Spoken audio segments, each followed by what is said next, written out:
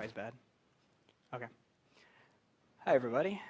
I think we're like a minute short, but whatever. Close enough.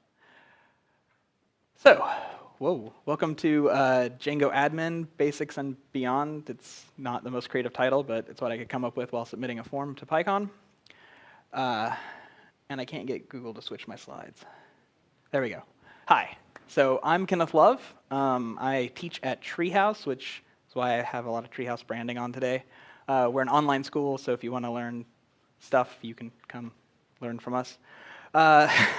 And you can find me as Kenneth Love on Twitter, Facebook, Google, whatever, or GitHub, whatever. So I'm going to be your teacher for the next 3 hours or so. So first of all, let's talk about what's been done, what you should have installed and ready to go, assuming you've followed the instructions I sent you. If you didn't, that's cool. Assuming Wi-Fi cooperates, we can get everybody set up.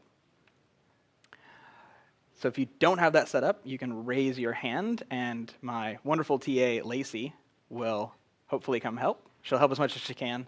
Right now, there is a GitHub.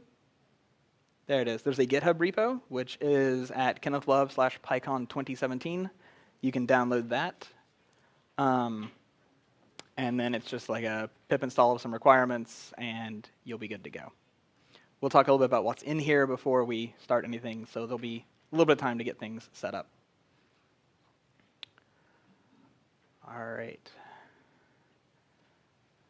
So what we have right now is there's 2 applications that have been created. There's one called Customers, which has 3 models, a customer, a purchase, and a purchase item, so a thing that the customer bought. And then we have Products, which has the product, images that are related to the product, and what category that product is in. So it's a t-shirt, or it's a book, or whatever. So 2 apps, they're pretty small. They don't do anything. There is a very minimal front end. It's like Bootstrap kind of stuff. That doesn't matter, because we're not going to use the Bootstrap, or the front end. We don't care about the front end. The front end is just there for, you've got a thing to look at if you really want to. You can't buy anything through it. It's not set up as a store, nothing like that. Okay, so, except for those of you who are just now installing it, you should be able to, let me close this. And where's my manage thing? Run server. And you should end up with an app that looks something like this, and an admin that doesn't look like that. Let me check out my old stuff. Version control.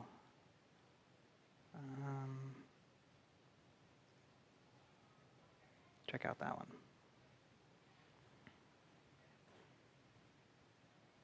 That looks like that. So very empty, very basic admin. Okay? So if you've done like the Django Polls tutorial or the Django Girls tutorial, you've probably seen an admin similar to this. It may have an app or 2 in it, but this is the absolute minimum basic admin, right? This is what Django gives you out of the box. We're going to make it do a lot more than this by the time we get done.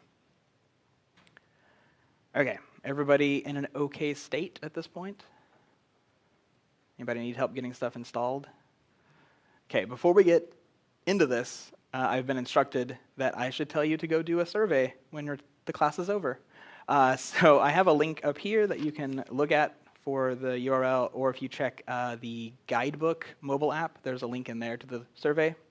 PyCon just likes to know how well the survey or the tutorials do. So please fill that out when we're done. Okay, so let's start at the absolute basic first steps. Okay, we have a Django project running. We have a couple of apps. We have some models. We need to get the thing actually into admin, right? So the easiest way to do that is to register it. So let's look at registering. I have a button over here that shows me a diff. I don't remember which one it is.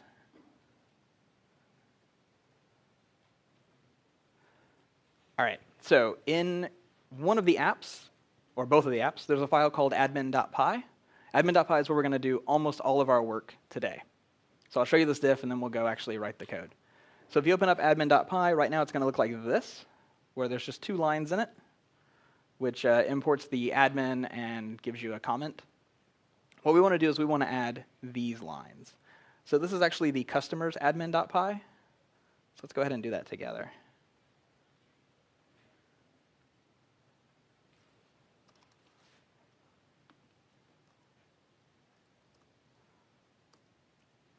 So we're here in the customers admin.py. We'll do from this app, import models. And then we can do admin.cite.register. Typing in front of people. There we go. Models.customer. So something like that just registers the model with the admin. Okay. Do I need to make this font a little larger for anybody? A little bigger? Okay. It's so hard to know what's going to be a good font size and what's not. How's that? Is that good? Everybody can read that well? All right, cool. I do 18 for live streams. I would have thought that'd be good enough for this, but you can never tell with projectors.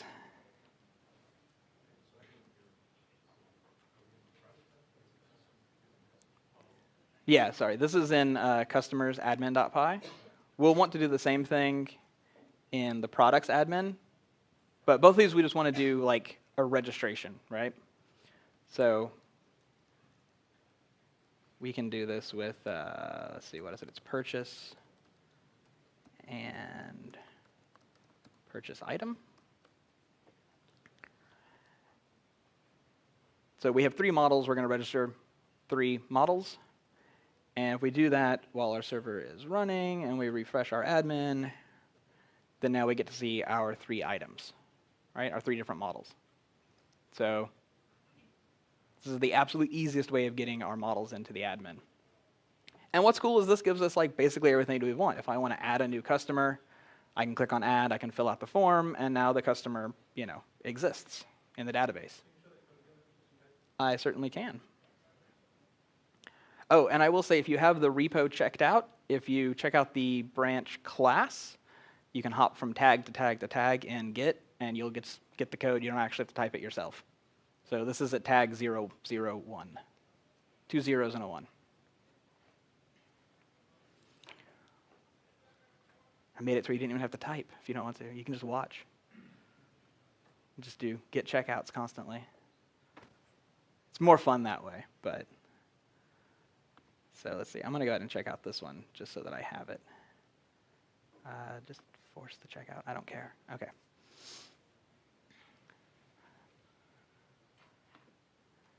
So at the end of this step, the 2 admins look basically, the 2 admin files, look basically alike, right? One has customer purchase and purchase item registered.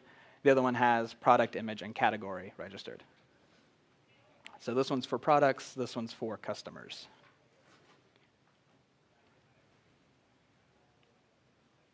All right, so registering it like this is cool, but you can't do anything from this point, right? All you've done is say, hey, Django, look at this model. Let me add things, delete things, edit things for it. So what we need, though, now is we need to do a model admin. So a model admin is what lets us customize how the model appears in the admin. It's not the most creative name, but it's a very obvious name. So if you want, you can check out tag 002, or you can see what I did. So we're going to add a really, just the absolute basic one. So this is in, again, customers admin.py. We're going to create a class called customer admin, which extends admin.modeladmin. And we're going to pass. We don't have to declare anything inside of it. So you can just put in a comment if you want, like a doc string. You can put in pass, whatever. But then we have to change the registration. Let me see if I can do, unified. That'll be easier. There we go. So we take out where we had the admin.site.register models.customer, and we replace that with one where we register the customer admin as well. So we register this admin class with the model that we want it to relate to.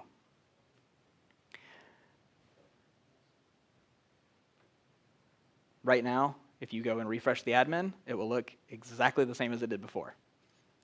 Because this doesn't do anything special. Right now, it's still the absolute blank that Django gives.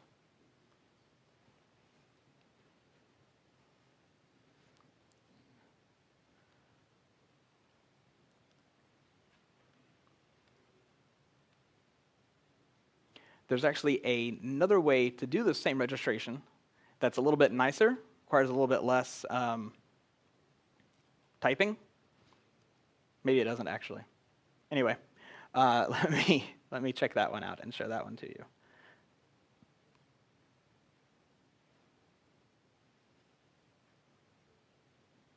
So instead, we can do this. So we still make our admin just like we did before. Our class purchase admin is just like our customer admin. But instead of doing this two-step registration, we register it with a decorator at the top. This is a little bit cleaner. It's a little bit, less typey. But it generates the same work. All right, so we'll pause for a minute, make sure everybody gets their models registered. The only models that you need registered right now are customer and purchase. Let me double check that. Yep. That's where we're going to do most of our customization, is in those two. And most of the customization from this point on is tiny little things that give us big benefits.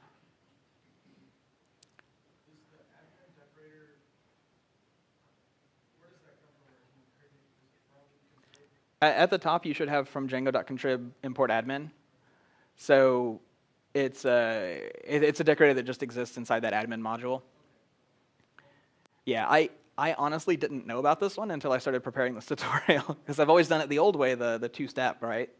This method. And that still works, and it works great. But the decorator is a really nice way of doing it, just to save yourself a little bit of typing, a little bit of, I got to remember to do this thing and then do this thing, and if I don't have to do that, I don't want to.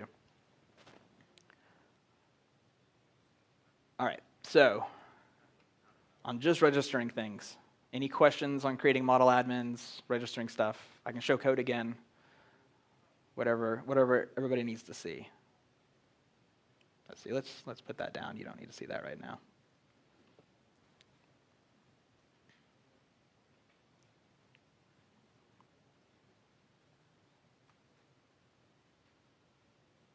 Okay, let me know when everybody's to this point, and then we'll start making things look special.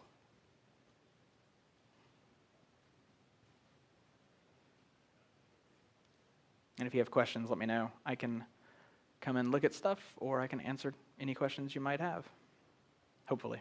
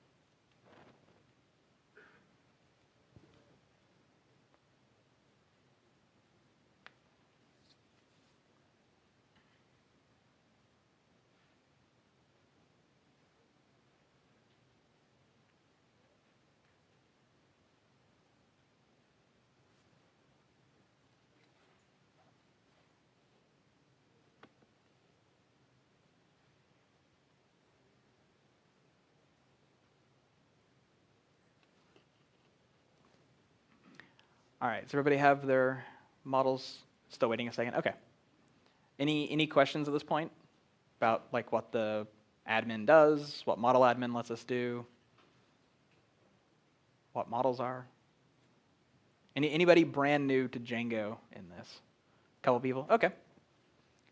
So the admin, just in case you haven't played with it before, it's one of those features that you used to be able to show people that did like Ruby or PHP, and it would just, make them drop their jaw, because look, I can write 5 lines and I have this thing where I can go and edit all my database tables, and it looks nice, and I don't have to do any crazy work. It's not as fancy anymore. People aren't as impressed. But it gives us a way to add records, edit existing records, or delete existing records from our models without having to write all of that ourselves. It's not a complete CMS. It's not a thing you're going to want to use as the only manner of getting data in and out of your application forever and ever. But it's a really great place to start. And for smaller projects, it's often all you need. If you're running, Amazon, you should probably go build a custom thing. But if you're just like doing a restaurant website, this is plenty for listing, meals.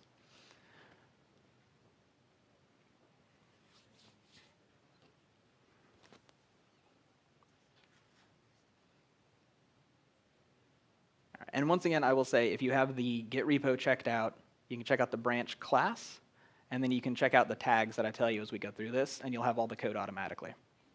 You don't have to type anything at all if you don't want to.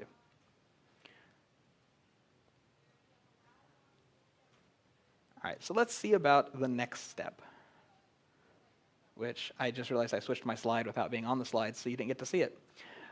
So let's talk about the list view.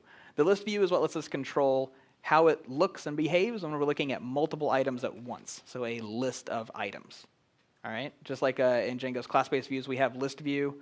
Admin's where list view got started. So the first thing let's talk about is displayed fields. So we can change the fields that are displayed on our records. So let's go look at a record real quick. Let me refresh this to make sure we got stuff in there. We do. What have we been working on? We've been working on customers. All right, let's go look at a customer.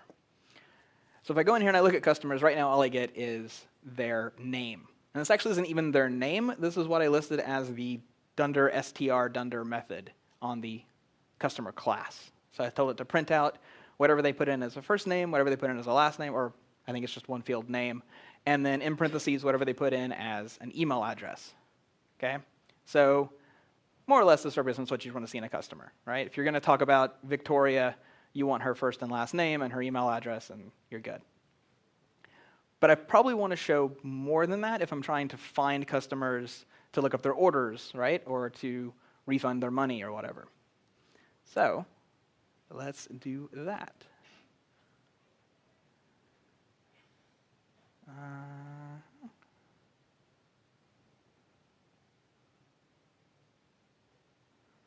All right, so we can add an attribute to our, oh, we're doing this to purchases. Okay. I forgot which one I did this to, sorry. Let's go look at a purchase real quick. Okay, so purchases now show 3 fields, right? I'll go back to how we changed that in a second. Now we have the customer name, we have when the order was placed, whether or not it's shipped, and the total for that order. The way we do that is we override this list display attribute on the admin, and we specify the fields that we want to show. So I said to show the customer, show the placed at, show the shipped, and show the total.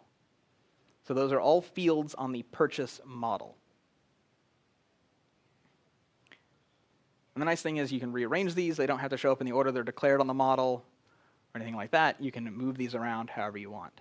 You can go further on this too, and you can specify like an attribute, or not an attribute, a property on the model or a property on the admin. You can do things through relations, through the double underscore connector thing.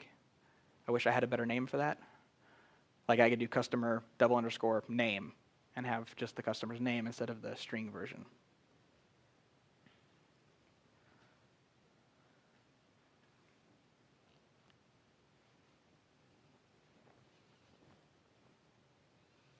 So I'll let everybody get that in there. And then we'll move on to the next bit.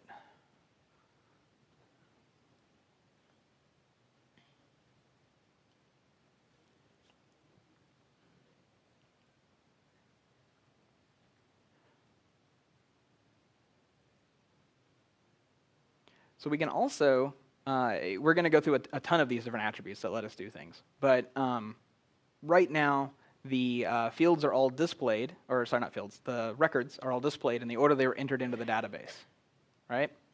So We don't have the ID up, but we can see the ID down there at the bottom right now. It's very hard to read. I'm sorry about that. But these are this is the newest one placed, because this was 206, so this was the last one that was created. This is like 205, 204, and so on. So that ordering may not be the ordering that we want. So let's change the ordering. Okay. Now we could obviously change the ordering in the model. Let me pull up the customer's models real quick.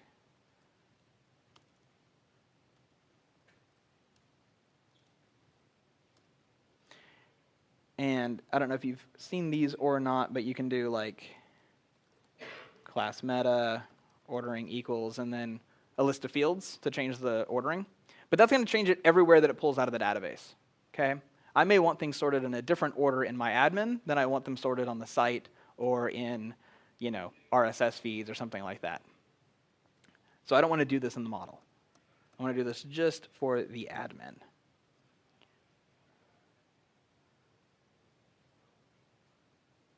So let's pull that one out.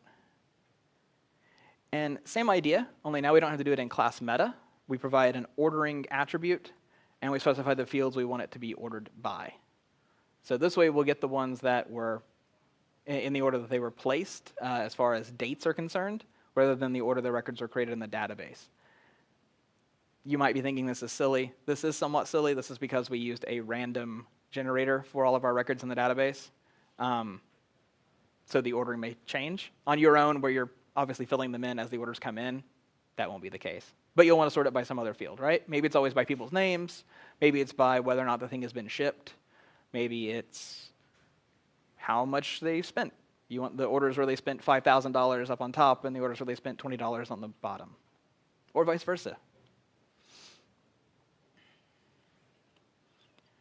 And one thing that I'm not going to go into in this lecture, but that is good to know, is that all of these attributes that we're going to be overriding, list display, ordering, all the ones that are going to come up, can also be overridden as methods on the class, the ModelAdmin class. Usually they have a get in front of them, I think. I think it's get display fields. And you can use that if you need to programmatically decide like what things are going to be displayed, right? I have to check and see if you're level A or level B employee, and if you're level A employee, you get to see how much they spent, and if you're level B employee, you don't, or whatever.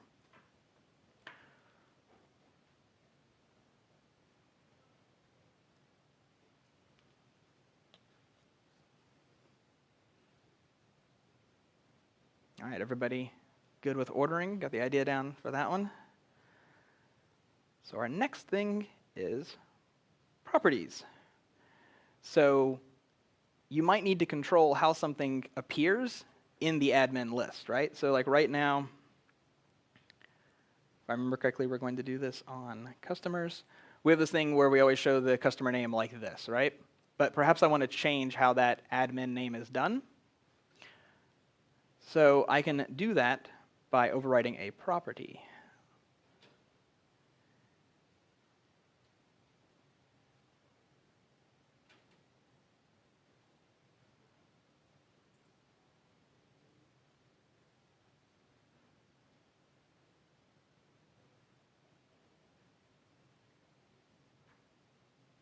So in this customer admin here, I have a list display of admin name. Let me see if I put that onto the, yeah. So I put that onto the customer model. So we're gonna hop around for a second on this one. So in your models file, customers models.py, in your customer class, let's go ahead and add this property. And actually, I just realized I did this one wrong.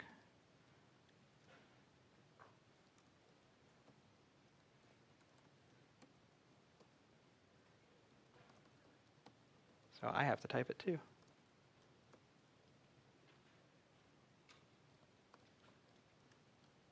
There we go. If you're not using Python 3.6, I actually don't think that first line will work. But then neither will that last line with the F string, so Python 3.6 is awesome. Y'all should be sure and upgrade. 3.6 has a lot of cool features. So self.name.split potentially splits into more than 2 items, right? I could have 3 names, 5 names, whatever. So the star is a collector. So since last is a single individual variable, it will get whatever the last thing is out of the split, and first will get everything else. It's a very nice feature of Python 3.6. You can put those anywhere you want in the list too. So for instance, if you only cared about the first and the last, you could do first, comma, star, comma, last. And the middle bits would just be gone to the ether. But this isn't a Python 3.6 tutorial, so.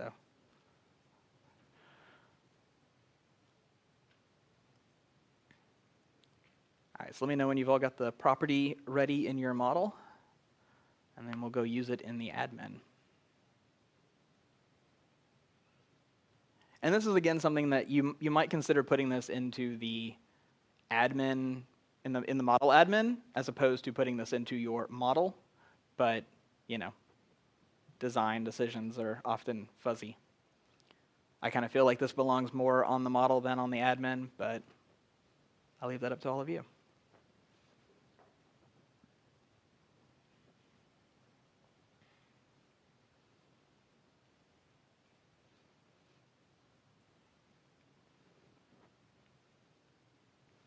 All right, so then in admin.py, we want to use this. So in our list display, we're going to use admin name instead of customer, or name, sorry, because we're on the customer model. So name would have been the field we were displaying. But now we're going to display admin name instead. And in fact, if you wanted to, you could even do, just to compare them, you could do like admin name, and then they'll both show up.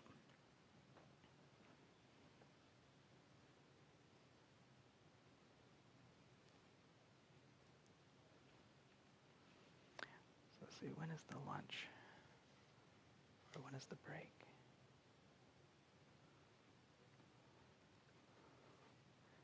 Hey, Lacey, do you have a break listed?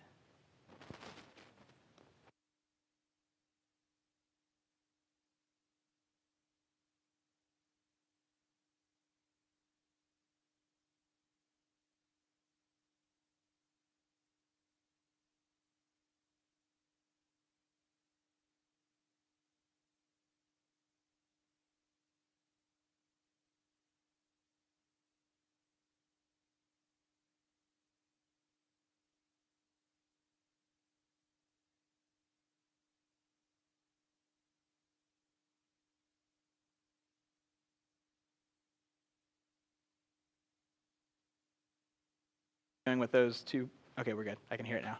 With those two fields. So if you have those, and you go look at your customers,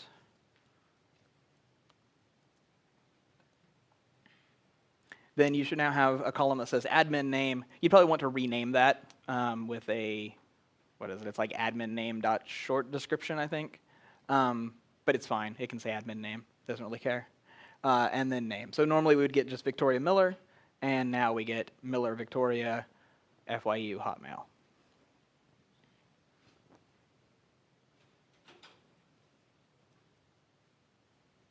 Cool. All right. So we can use model properties, and we can use admin properties to change how the admin stuff looks, which is very handy. Obviously, you rarely want just a raw field all the time, right? You usually end up having other things that you'd like to have. So let's see what our next thing is. So our next one is for admin methods. So let's check out this code, and then we'll talk about what it's going to be.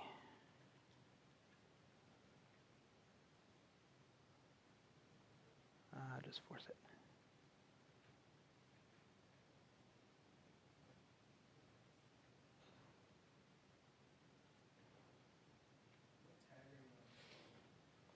The next one should be 7. I have a feeling I have a slide in here that I didn't actually write something for. That's fun. Yeah. Okay, I'm not going to worry about that slide then. Let's talk about editable fields. Okay, so big big caveat at the beginning of this. If you want to introduce race conditions into your database, this is a great way to do it.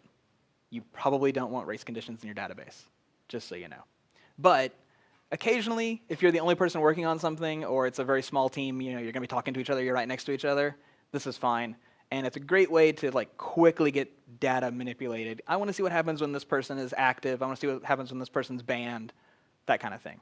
So it's called editable fields. And you can mark fields as being editable while they're in the list. The reason this introduces a race condition is because I can be looking at the list and I can change something, and you can be looking at the list and you can change something. We both hit save, and we don't know that the other person changed something. So the database gets one of them, and we don't know which one, right? So with that caveat, let's look at how to do it. Because that's the most fun way. And the way that you do it is by adding an attribute called list editable. Most of the time, these are very obviously named. I'm glad this is one of those. So what we're going to do in this one is we're going to mark list editable as being the field shipped. And then we've added a couple of fields to our list display on the purchase admin. We're going to add in the shipped at and the shipped field so we can see where these things are, right? So we can see whether or not it's marked as shipped. And we obviously have to have shipped in that list in order for shipped to be editable, because you can't edit a thing you're not looking at. It's very, very hard to click a button on a field that you can't see the field.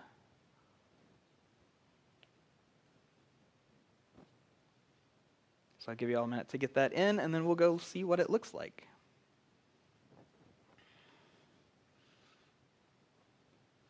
Yeah, why do I have that field or that slide? You ever have that happen? You get a slide, you don't know where it came from? So any questions, any concerns up to this point with our 3 or 4 things we've changed so far? Anything feel like magic just yet? I don't want there to be any magic. There's no magic in Django. We had a whole magic removal branch like 6, 7 years ago. All the magic's in the pony now. All right, so let's see what list editable looks like.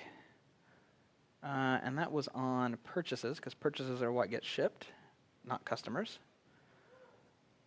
So now we can see we have a shipped at column, which is going to be empty for a lot of these because of how the random data gets generated.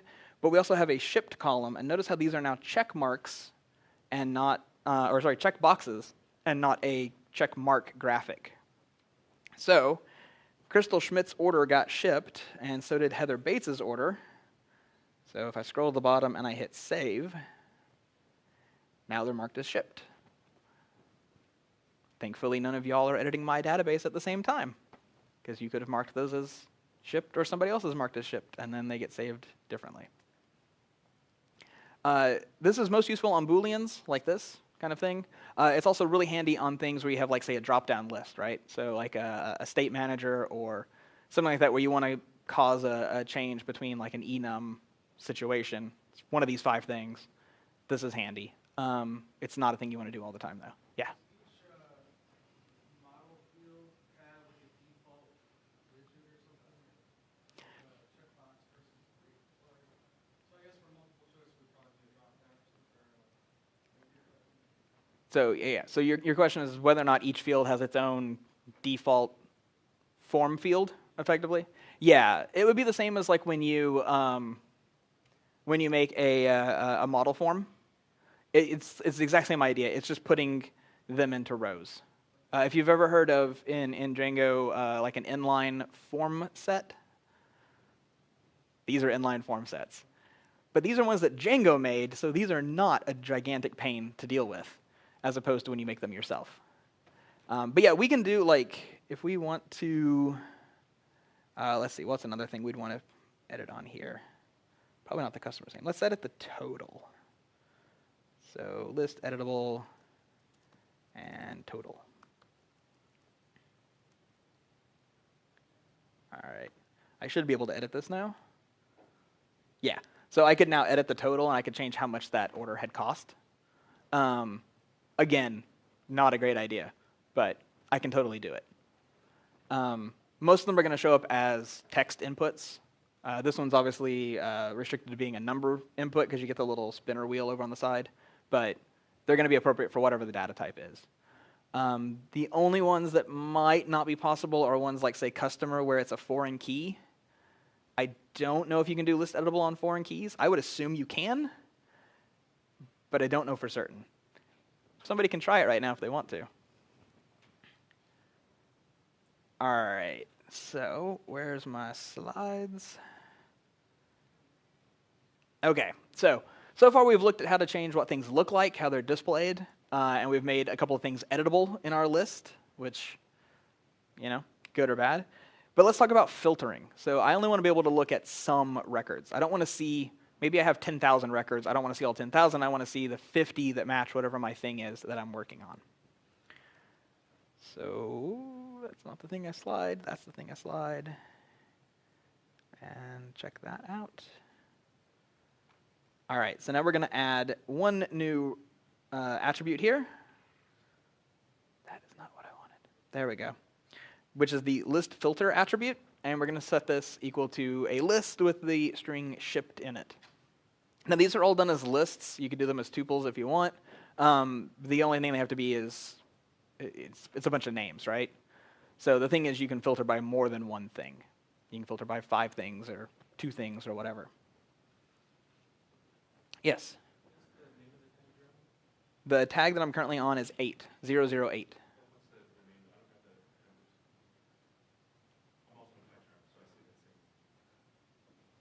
This thing here?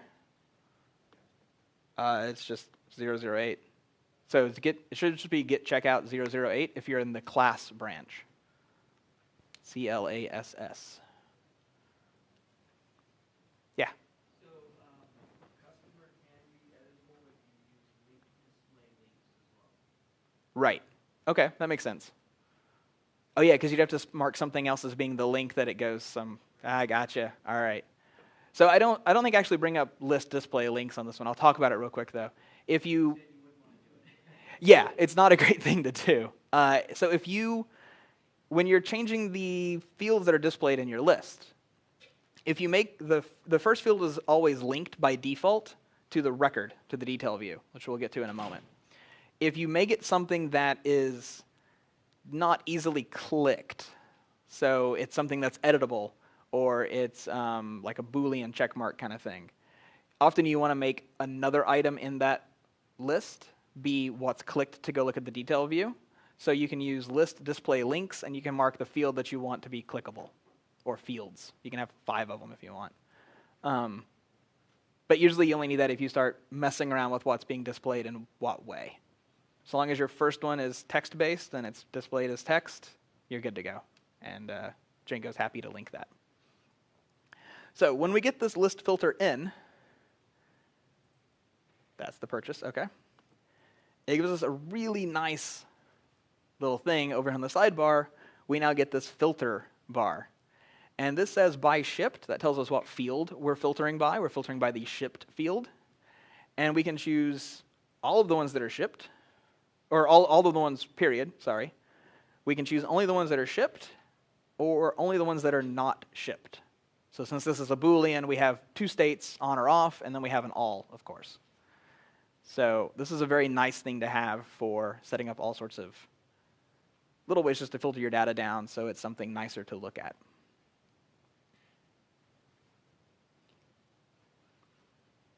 So everybody got filter going? All right with filter? All right, let's look at another bit of filtering, which is a little bit more complicated. Not really. Filter by date. So if we have a field that holds onto a date, a time, or a date time, we can then filter by the value that's in that field. And this is nice because you might be thinking, okay, it's going to show me the ones that are at midnight or noon, right? Django's actually pretty smart and does it by like this week, next week, this month, whatever. So let's check that one out, which this should be 009. And so we're going to add 2 new fields to this. We already had shipped. We're going to add placed at and shipped at. Those are our 2 date times.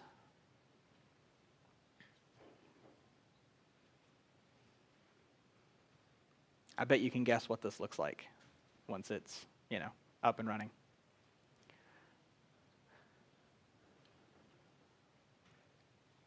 And the nice thing is you can do this filter with almost any kind of field. I think, again, foreign keys and many-to-manys get a little weird on filtering, but you can do filtering by like quantities and things like that as well. Some of those you may have to write a custom filter for, but we'll get to that in just a second. The filtering in Django admin is really good. So once you have those fields in, if you refresh your admin, then now you've got 2 new ones. And these are, of course, cumulative. So if I say I only want things that have been shipped, and only if they've been shipped this month, then I get those 2 items. So those have been shipped this month. I don't get to see anything that hasn't been shipped, and I don't get to see anything that was shipped before this month. And I think they took this out of Django, but it used to be possible to like really hack this URL to do all sorts of filtering that you didn't intend to do. If I remember correctly, they took that out so that now you can only filter by things listed in list filter. So, yay for safety, but boo for convenience. And as you can see, the URLs can get kind of gnarly. Like, we have an amazing timestamp there that we're filtering by. So, but these are really great tools. I've seen a lot of people, you know, non-developers, but people working at companies that have had CMSs built in Django, that this just improves their usage exponentially because you can do a ton of work just by being able to filter this down and find something really quickly. All right, let's go to the next fun filter, which is custom filters. Because sometimes the filters that are built into Django don't do what we need. We need to write our own filters because we have some weird database that we have to, you know, do some crazy query on, or we need to filter by a field we can't easily filter by, or whatever. So this one, if I remember correctly, is one of the ones that has a bit more code in it. Yeah, quite a bit more code. Okay, so we'll go through this slowly. In your admin file, go ahead and add a new class here that's called big order filter. You can, of course, check this one out if you want. It's tag 010. They're kind of going sequentially, if y'all hadn't noticed that yet. I was trying to think of like a good way to tag them, and I was like, I'll just use numbers, because why be creative? The simplest of filters that Django offers are the simple list filters. There's a couple other kinds that are out there as well. Simple list filter was, I do believe, the only choice for quite a while. This is the one you're going to use most of the time. The others are all in the documentation. There's tons of great examples in there for them as well. But simple list filters probably got what you're going to use most of the time. So we give it a title and a parameter name. The parameter name is what's going to be in the URL. So if you saw before, we had like and shipped at equals something like, you know, the date time string. Parameter name, big order, that will now be big order equals whatever. The title, big order, is going to be what appears on the side, where we have the filter by, what is it right now? It's like filter by shipped, filter by shipped at.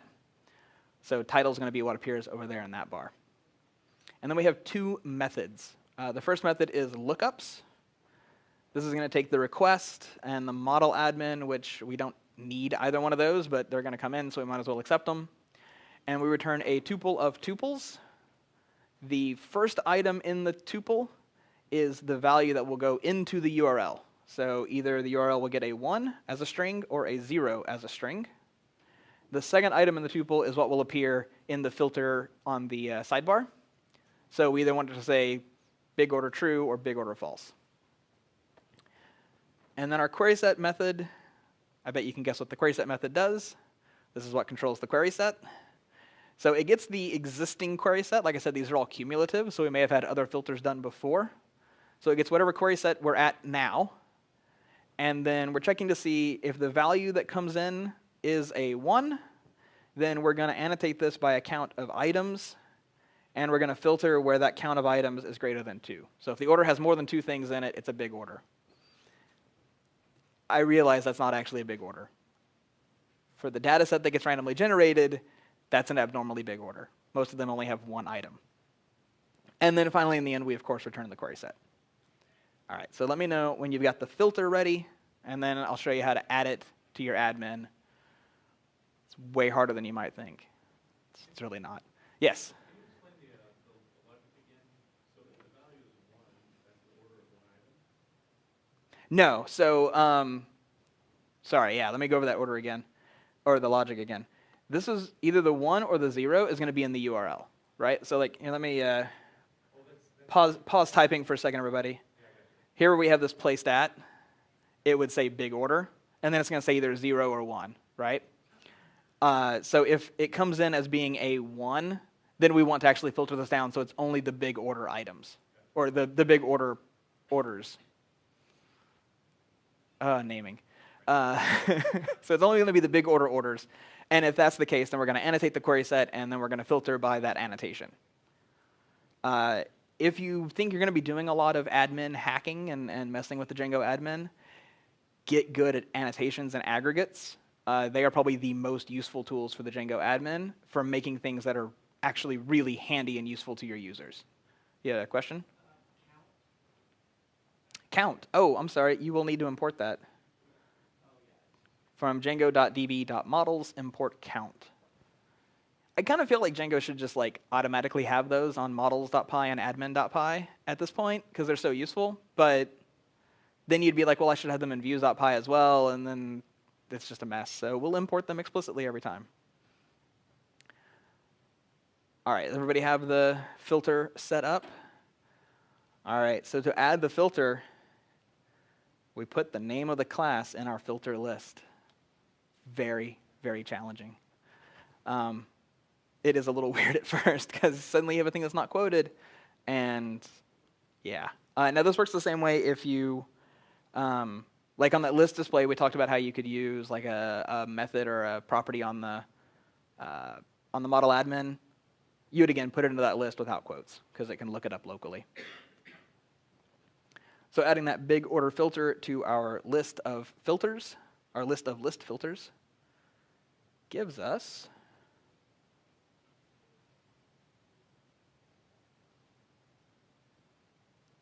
whether or not it's a big order. So let's go back to all and any date, and let's see if I got lucky and got some big orders. I did not. I have no big orders. All my orders are small. Sadly. Everybody's just ordering one thing. But they're ordering like $9,000 worth of one thing, so whatever. It's the great thing about random data, right? You get stuff that's fun to look at, but not realistic. So anyway, that's how we add a custom filter. All right, so far all we've been doing is filtering. But what about searching? I want to be able to find records that have a thing in them. I don't want to filter everything down. If I was filtering by like people's names, that becomes really annoying, right? I don't want to have to go and look up the G's and then the A's or whatever. So let's talk about searching. So we have two ways that we can do searching. What is this correct method? Oh, I think that's the one that has the models in it. When you realize you did something wrong, but Git doesn't let you change it. All right, so on your customer admin, go ahead and add a new attribute that's called search fields. And the value for that's going to be a list with the string name in it. So what you're specifying in here are the fields that you want Django to allow you to do full text search on. It's not the most advanced search, but it's usually good enough. You got to look up somebody's name. You can type in Adams or whatever really quickly, and you'll find that record.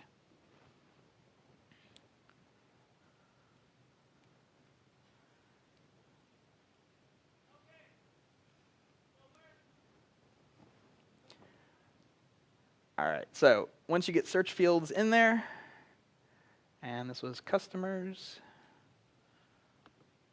it's good to click on other things once in a while. Now you get a search bar at the top, right? And we can type into this, like I'm going to look for Frank. I see somebody there named Frank. And there's Frank Norris, the only person I have in there who has the name Frank anywhere in their name or email address. No, just name. We didn't search admin name. It should. Let's search for like AN. So yeah, so then we get Danielle, and we get Brian, and we get Brian, and Sandra, and Natasha. Oh, for Hogan. I was like, how do we get Natasha? That doesn't have AN. It has NA. So yeah, so it's very naive search, but often that's all you need, right? You just need to be able to look up a name. It wouldn't do us any good if we can only search fields that we have on our model, though. So luckily, we can also search through related fields. So we're going to add this onto the purchase admin. We're going to add customer _name and items _name.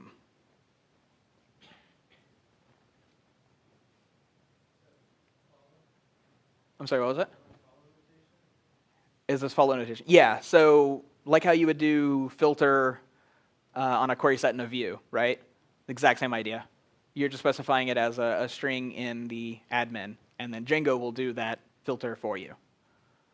So it's filter customer _name _I contains equals whatever gets typed into the search field. This is effectively what it's doing. It might be smart enough to use iSearch depending on what your database backend is, but I bet it doesn't. I bet it just says I contains, which is good enough. So what's cool about this is if you're thinking real world scenario, if I'm looking at all the purchases that are out there, and this is how I'm handling refunds or I'm checking on the status of an order that somebody made, I probably want to be able to look up the customer's name while I'm looking at the orders, and I probably want to be able to look up the things that they bought while I'm looking at the orders. So this way I can now search by the customer's name, and I can search by the name of the item that they bought, and I don't have to leave the purchase page of the admin, right? I'm on the phone talking to them, I'm trying to look up their order to refund it. I can look it up very quickly by searching for it.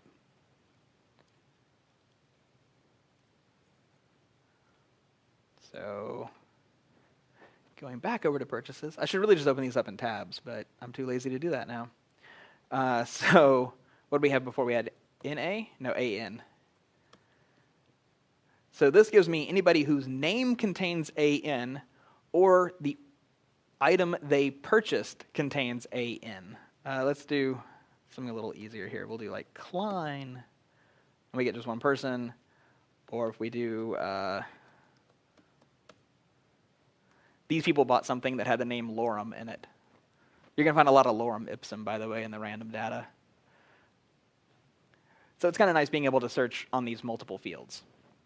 And search applies across all fields. So if we had somebody whose name contained Lorem, they would show up in that list as well. Yes?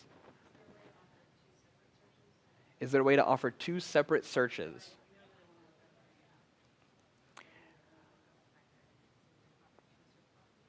So, yes, but you're going to have to do it yourself. But it's totally possible. So we'll get to this towards the end of the tutorial. I've got a whole crazy thing to build with y'all if we get to it, where you can go and you can hack these templates. You can change these templates all you want. What's cool is you can change them per model, so you don't have to override the entire admin. So you could add those search fields in and set up the views they go to, and just override the query sets, and you'd have exactly what you wanted. So it is possible. Django won't do it for you. All right. So now, we've looked at filtering, we've looked at searching, we've made the fields look nicer. Y'all know what this thing is right here? The action bar? You ever use that? It only comes with one by default, right? It has one action, and that action is to delete things, okay?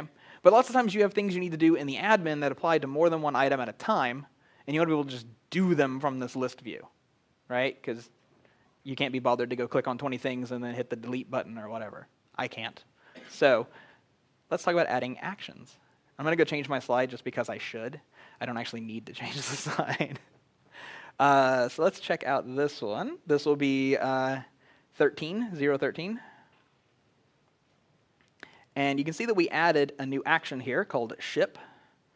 But let's look at what that action is at the same time. So there we go. So we add one new method or function, sorry, to the class. Wow. Sorry, y'all. To the module. We had one new function to the module named ship. It takes the ModelAdmin, the request, and the query set. We won't need all of those, but depending on what we're doing, we might need those, so they all get to come in. You're going to see that pretty much everything you build in the admin ends up taking ModelAdmin. That's so that it knows which ModelAdmin it's relating to. But often you don't care once it's in there. So we're going to do a query set.update. We're going to mark anything that was included in the query set as being as having shipped equal to true, and it was shipped right now. I just now shipped it. And then we're setting the short description here, which this is the text that's displayed in that dropdown. And then I add a new action to my admin in the actions list. So one of the nice things about admin, like messing with the Django admin, is most of the time you're adding one attribute or you're adding something to a list. There's not a lot of like random places to go for configuration. But it does make it to where when we do something like this, where I'm just like, look at the things you can do with admin, there's a lot of add one line, go check out what it does in the browser. Add one line, go check out what it does in the browser. So unfortunately, a lot of back and forth.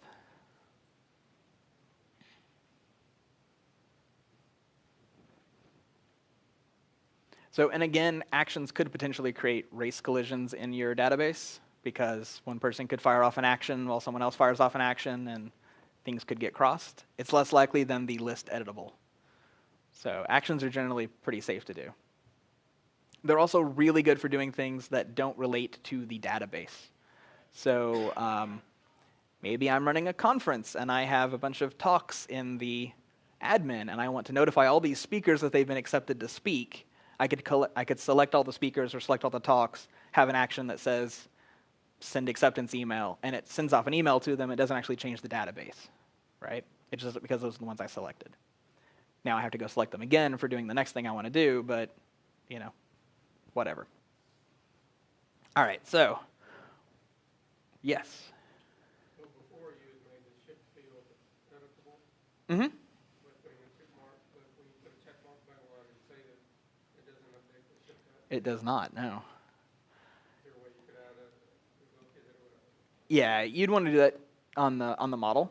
So if you wanted to make it to where checking that checkbox and hitting save actually updated the shipped at field, you'd want to override the save on your model and make it to where if shipped went from false to true before it did the save, then update shipped at. Otherwise, if it went from true to false, you'd want to like null it out. You obviously probably wouldn't want to have the true to false happen, but it might, yes. Where's time zone imported from? That is, yeah, Django.utils. Sorry about that one. It's knowing when the imports come in and when they don't, because most of the time we don't need imports, and then suddenly we have a thing that needs it.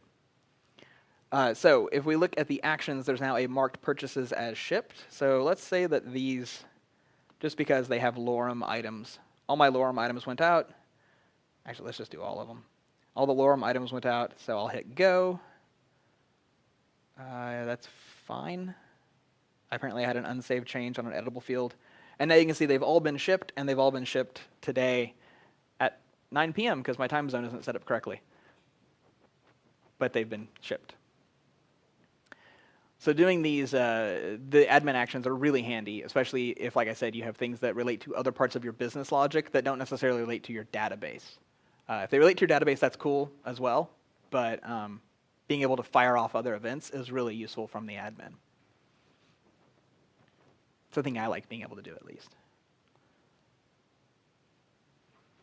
All right. Dates. So if we have a lot of things that are organized by dates, which we do, right? We have shipped at as a date time, and we have placed at as a date time. We probably want to be able to narrow things down based on their date.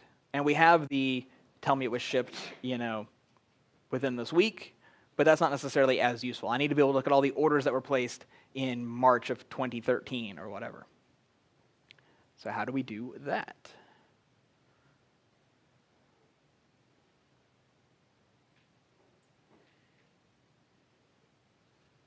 All right, where did we do that at?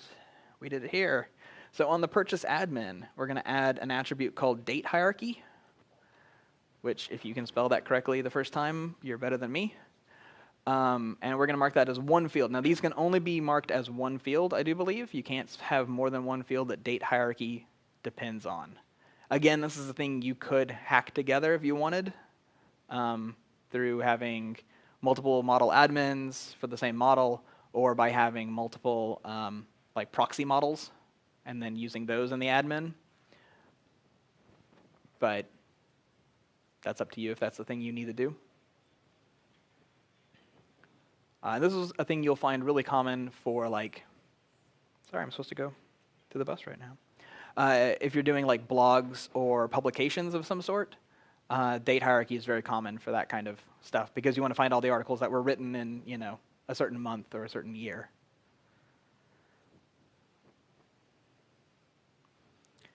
So once we have that date hierarchy, let's just take that off.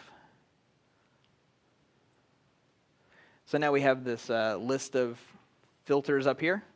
So I can find like everything that was perhaps placed in January, and then I could go to just January 20th, and Douglas Baker and Aaron Nichols both ordered things on January 20th. So it's a nice way to be able to filter that stuff down quickly and find just the items that you want. And date hierarchy will work on anything that is a date field or a date time field, I do believe. I don't believe it works on time fields, but maybe it does, and I just don't remember. Yeah, that was my thinking, is that it's just date or date time. It doesn't make a lot of sense for it to be time fields.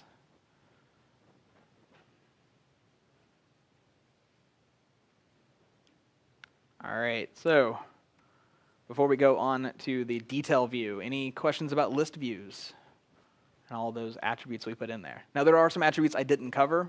I tried to cover the ones that are the most common or the ones that have the most impact.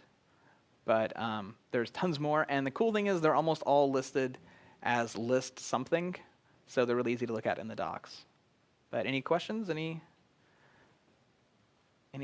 that needs cleared up for anybody? Yeah. For the filters, can you change the labels? Like, so it says by place data.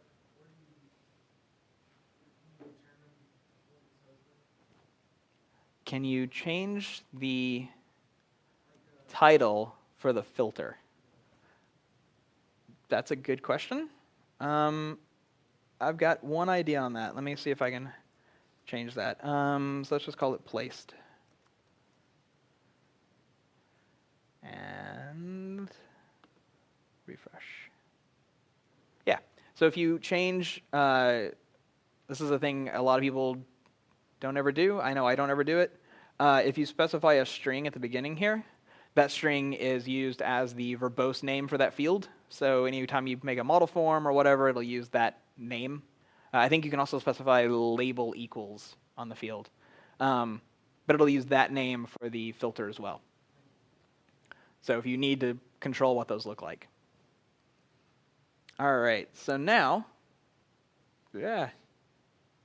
Sorry, my swiping got the best of me. Let's talk about the detail view. I want to see how this one looks on the... Yeah, you can't read that white at all. That was a bad idea I made. So the detail view is kind of the opposite of the list view. List view gives us multiple items at once. A detail view gives us a single item at once. So if we want to edit just one customer or just one product or whatever, then detail view is what we want to mess with. So let's start by talking about fields and field sets. Okay, so we can control the fields that get displayed when we're editing an item. So let's go over here.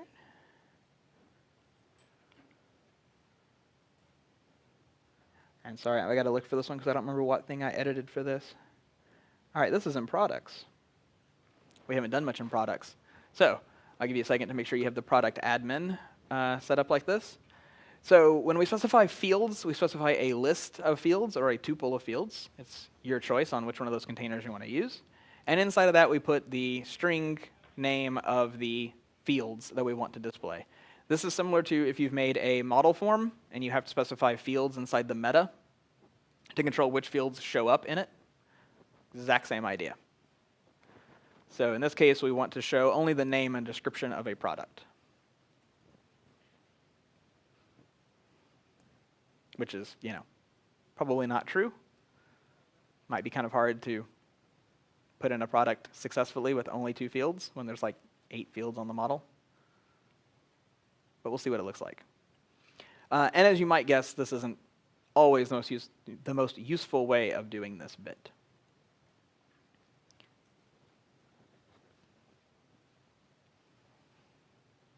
And actually, I'm not even going to show this one in the browser because it's completely silly. But we'll move on to the next one, which is much more useful. So same idea. We're just adding a little bit more onto it. If we specify more than one field inside of a tuple or a list, inside of our tuple or a list, it will put them on the same line. So now we're starting to get into, this is display, right? So I want the name and the slug to be on the same line. I want description on a line by itself. I want price and quantity on the same line. I want serial number and location on the same line. And I want categories on a line by itself. So I'm starting to add structure to what the form looks like in the admin.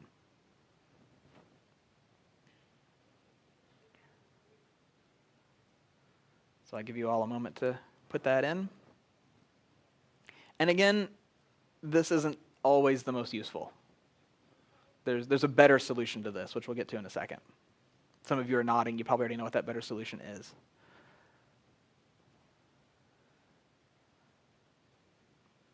I say better. More elegant.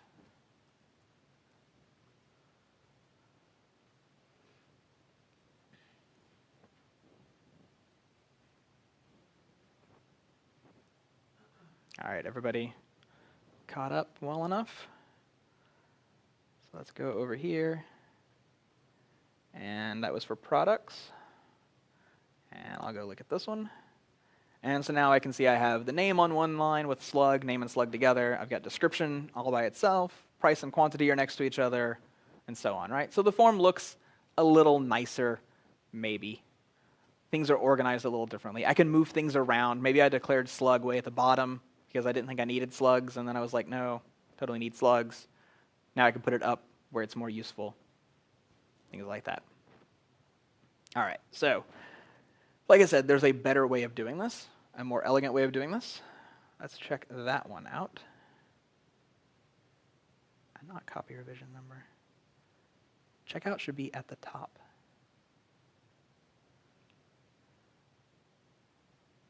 All right, so we did this one in purchase admin. Sorry to make you jump back over there.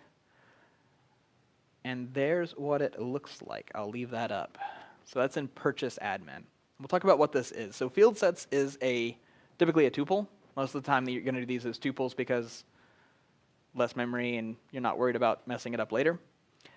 Inside of that, you have as many tuple pairs as you want. Each tuple pair contains 2 things by default. The first thing it contains is the label for that field set, or the legend, if you're talking about HTML, for the field set. And then it contains a dictionary. And inside the dictionary, you will have a key called fields, which lists the fields that are in that field set. So in this case, we have 2 field sets. We have one titled none, and we have one titled dates. They both have a fields attribute or a fields key in the dictionary, right? Which has a tuple of fields. And in here, since this is in its own tuple, that will be on one line. So again, I can group fields together. This classes this classes key down here controls the CSS classes that are added to that field set, and collapse is a special one that makes it collapsed. So if you're like, this is a field you might maybe need to edit this, but you don't need to see it all the time, you can stick it into a field set, mark it as collapsed, and it'll be hidden away most of the time. So we'll go take a look at this in a minute when y'all get through typing.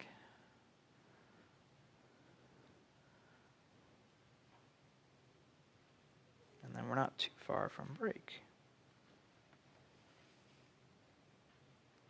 30 minutes.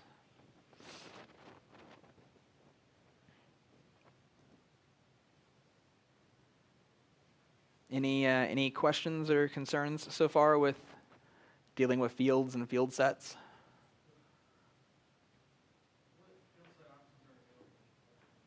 What are the field set options that are available?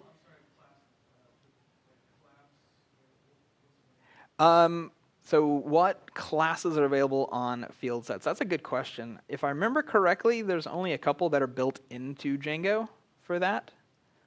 There's collapse. There's one that makes it open by default, or not open by default. It's automatically open by default. There's collapse, and I think there's one other one that changes the display just a little bit, but I don't remember what that one is. And the Wi-Fi is spotty today. Sorry about the spotty Wi-Fi, y'all. I remember it being pretty good last year. So maybe there's more people here this year. Anyway, there's a couple of those that are available. You can also give it your own custom class name. Like if you had, bright pink, and then in your CSS it gets loaded, there's a bright pink class, it will get applied to that field set. So you can use this for like custom styling as well. Or there's a couple of packages that are out there that do like bootstrap in the admin or material design in the admin. So if you were using those, they may have classes that customize how the field set looks. Yeah, so Bootstrap, like the UI library that Twitter puts out, there are a couple of packages out there that will style the admin in Bootstrap, which I guess is probably meant as we style it in Bootstrap and then you put your Bootstrap style on top of that. But people have been trying for years to redo the admin, and it always gets to like the point where it has to introspect and create detail view, and then people kind of give up because that's a hard thing to do. So there's not a lot of admin customization, sadly. So that was for a purchase. So we've got the customer, we've got the total on the same line because they were marked as being on the same line. Discount code is on its own line, and then dates is hidden, it's collapsed, and I can click show to have it open. I think there's another one that does collapsed open or something like that, where it's collapsible, but it's open by default. I don't remember. They're in the docs. I rarely use them, so I don't recall them off the top of my head. But yeah, so the collapse one's really handy, especially if you have, this model isn't a great example. It only has like 5 or 6 fields, but you will occasionally have models that have 10, 20 fields, and a lot of those are, yeah, this one time we had to mark that one record that one way, right? So you don't need to edit it 99% of the time, so you might as well hide that away and not bother showing anybody. But the field sets are useful no matter what, though, just because you can rearrange your fields so they're in a more logical order for people to go and edit, right? They want to be able to tab through quickly and just edit things, put them in an order that makes sense for the way they'd be using it in the admin. We can go one step further, and we can write an entirely custom form if we want to. Unfortunately, though, none of our models lend themselves well to this bit of customization. So you can override the form that's used in your admin, and you do that by providing a new model form for your model and assigning it in the form attribute. So I have an illustrative one that I'm going to do for that, because there's a whole checkout thing here for it. But this isn't one that would be like realistically used. So let me find that, because I don't remember where I did that. Okay.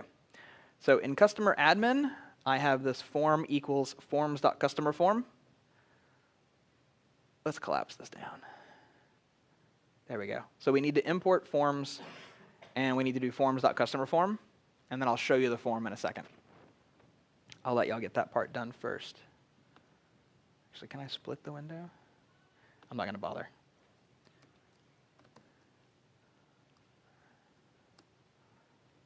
All right. So there's the admin. Let me know whenever you've got the admin. If anybody's still working on this part. No? Okay. Let's look at the form then. So the form's a pretty simple form. It literally has all the fields. I think I swapped email and name around just because I had to do something that was different from what you've seen. But it's just a normal, everyday model form.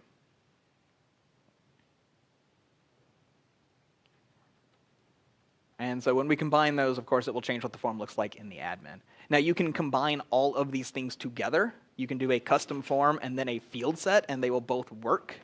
You'll get your custom form with your field sets. You can use custom form to override, like, say, the widgets that you want to use for a particular field. if you have like a rich text widget or an image editing widget or whatever. We will hopefully do both of those later in this thing. But this is a good way to bring those in if you have them in use somewhere else.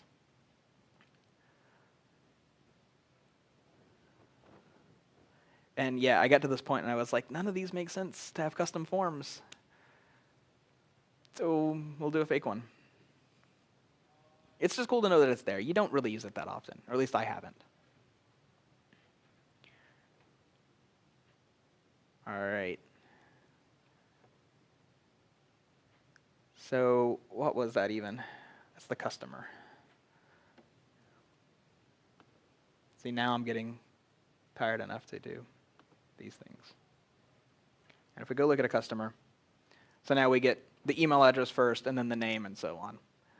This could be a thing where maybe you wanted to split up the data so it's entered slightly differently in the admin than it's actually stored in the model. Like perhaps you wanted 2 name fields, a first name and a last name. Even though that's not representative of names the world round, you could add that form and then resave it back into one field in your database if you wanted to or whatever. So that's like a use for it, but not the kind of thing you're going to do every day.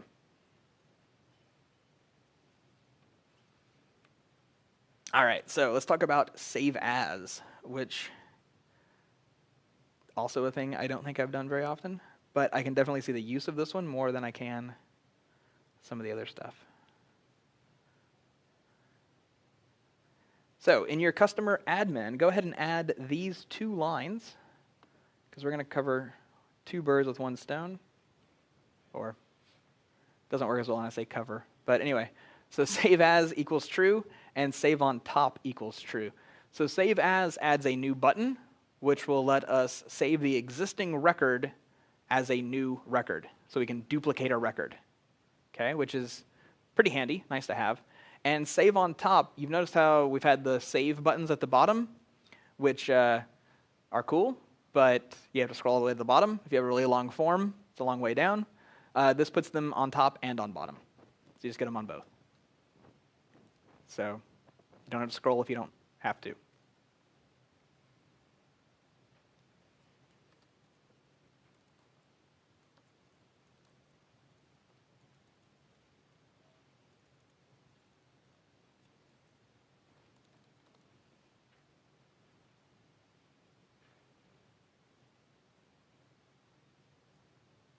I just remembered that I had offline docs so I could look up the class names. You've got collapse, wide, and extra pretty. And extra pretty has no underscores or anything in it. It's just all one word, extra pretty. I don't know what those 2 look like. I don't think I've ever looked at extra pretty. But wide has more horizontal space. So cool, there you go. You've got 3 choices by default. And if anybody wants to do extra pretty and describe to me what it looks like, I'd love to know. Or I'll test it during break. All right, so with the save stuff in there, yeah, we'll edit a customer still. So we get save as new, so I can duplicate a customer. Maybe I got their record wrong or something. I just need to duplicate them for some reason. Yeah,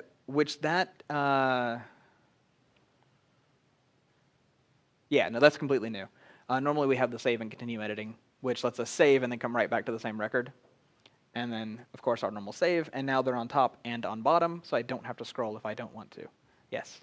So I know in some databases you have duplicates or something, 2 records are really similar.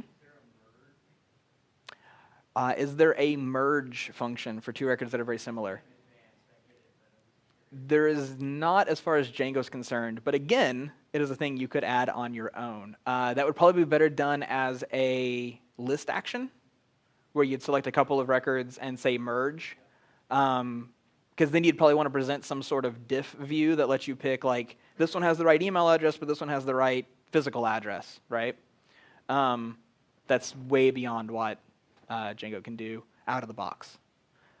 I know I keep talking about the random data. I love seeing ones where it's like they live in the state of Idaho in the country of Cambodia. I think those are amazing. All right, so save as, save on top. Let's just move the save buttons around a little bit. I think there's a way to turn off the bottom save, but it seems silly to only have save on one side. So Save on top I think is good. Turning off the save on the bottom seems weird.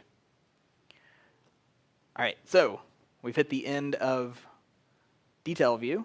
Any questions about detail views? I say the end. We actually aren't. We're just the end of the basic stuff about detail view, because detail view is ridiculous. But any yes? You know what? Let's just do it. We've got a second. I kind of do too, actually. So we have collapse. Let's get rid of collapse. So we've got wide. That was another one. And what is this? This is purchase admin. All right. Let's check out that purchase admin. So here we are. Collapse. Let's just do the collapse thing, right? All right. So here's wide. Wide gives us it moved the widgets over a bit, right? Like these fields moved to the right a little. Cool. Very handy. I mean, actually, I can see that being useful if I did like, say that, which that's a lot of commas and parentheses. But if I did that to get them on the same line, I can see wide being more useful, maybe? I don't know. Wide's kind of weird. And then I'll go back to there because that makes more sense. And then extra pretty. All right. Any guesses on what it looks like before I refresh? Ugly? That's extra pretty. Yeah, I'm not seeing anything amazing. Maybe stuff got aligned a little better? The only place it shows up in the repo is in the documentation. It doesn't show up anywhere else in CSS or anything. Maybe it doesn't really exist. It doesn't exist. It's an example if you can put it on. Maybe that's it. Yeah, maybe it's meant to be an example. It's in the docs, though, that extra pretty is a thing. I don't know. Extra pretty, everyone. Enjoy extra pretty. All right. Ooh, I feel like I'm a little loud. Okay, so let's talk about customizing fields and forms more than we've been doing so far. We've been doing a ton with forms. Let's do more with forms. Because forms are everybody's favorite subject, right? Okay, so we have to do a little bit of extra code before we can actually do this one. So the first thing we need to do is in our product model, which is not that one. Here we go. In our product model, we need to add a new field. So we're going to add one called, not field, featured as a Boolean. No, sorry, not as a Boolean. Let me just check this one out, because I'm going to mistype it, and then it's going to be horrible, and we're going to have to redo this part.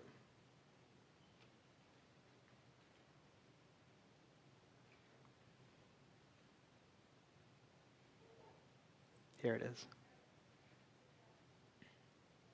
There we go. Okay, so featured is an integer field. I'll scroll up to the choices in a second. Featured is an integer field, which has choices as a constant called featured, and the default is 0. So I'll show you those choices in a minute. I'll let you put in that field first. And then, of course, you know what we have to do when we change the model. We have to make migrations, and we have to migrate. So I will let you all do that part as well. But first, we have to look at the stuff. Can I get them both on there? I almost can. No, wait, I can. There we go. We're good. All right. So there's our choices for the featured field. I'd probably do this with more constants and that kind of stuff, but that's not for now. Has anybody done choices in Django yet with Python 3.6's enum? Because I want to know if that works. I really want to try that, but I haven't done that one yet. It seems like it should work, but I don't know. All right, so what we're basically doing is we're storing a state of the feature So how featured is this thing, right? It's either not featured at all, so featured is 0, or it's featured everywhere on the site, or it's featured only inside of its category. So if its category is shirts, this is a featured shirt, but it doesn't show up as featured on the books page or the home page or anything like that. That's the logic behind this, the mentality behind it. What was going through my head as I tried to come up with a good example for this?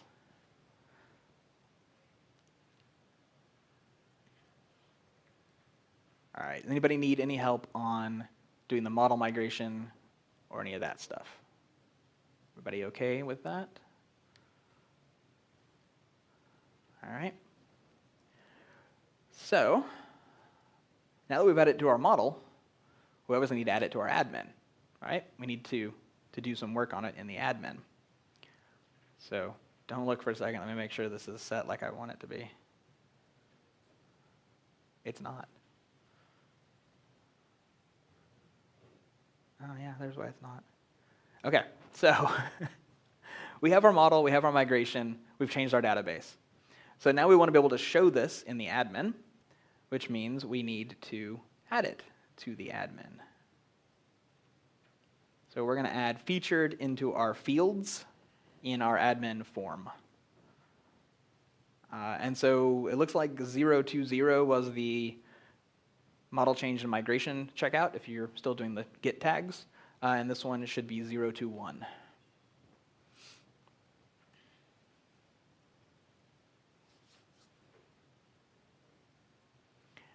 All right, so if you go and look at the model, or the admin, we get a drop down, right? Because we have choices. So choices automatically gives us a select box, which makes sense. We're choosing one of these things. And that's fine. It's perfectly usable that way. But often you don't want to deal with a drop-down. They're not as appealing. They're not as easy to like visually scan quite often to see especially what your choices are. So let's change that to use radio buttons. So we're going to leave this the same. We're going to leave featured in there. But we're going to add one new attribute called radio fields. And this is a dictionary. Each key in the dictionary is the field that you want it to apply to. And the value is whether you want it to be horizontal radio buttons or vertical radio buttons. I think you can also do this similarly for checkboxes if you have something that is like a many-to-many multi-select kind of thing. That's not as useful as something we'll cover in a moment, the filter horizontal, but it's possible kind of thing. But the radio fields is really useful.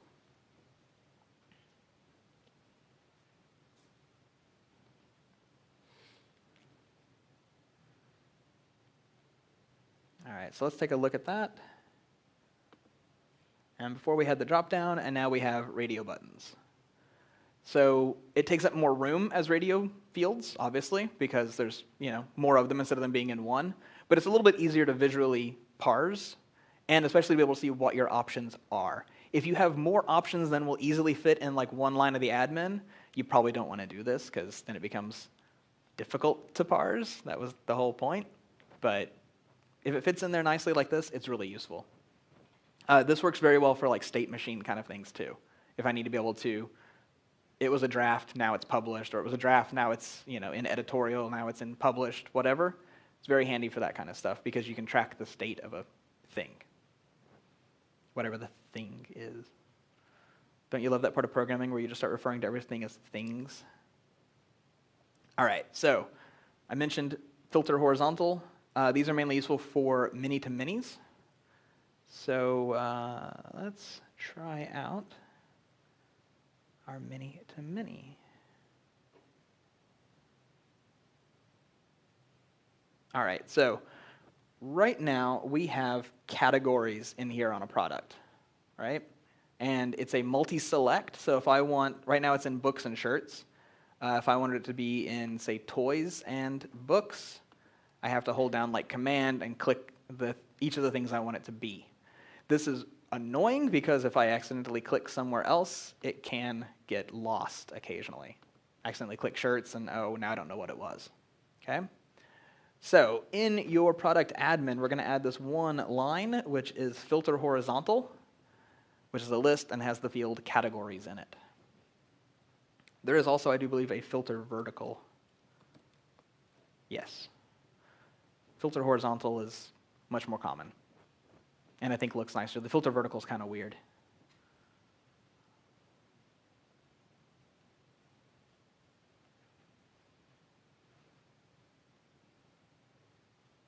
All right, so if we have filter horizontal in there, it now looks like this.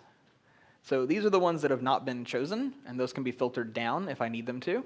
And these are the ones that have been chosen. So if this should no longer be in shirts, I can move it back over there. When I hit save, it's no longer in shirts. Kind of nice. So just making that UI a little bit more friendly, a little bit more nice, better to use. All right, and then let's talk about pre-populated fields.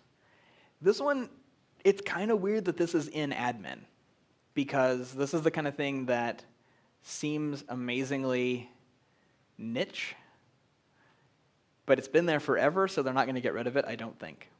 And it's really useful.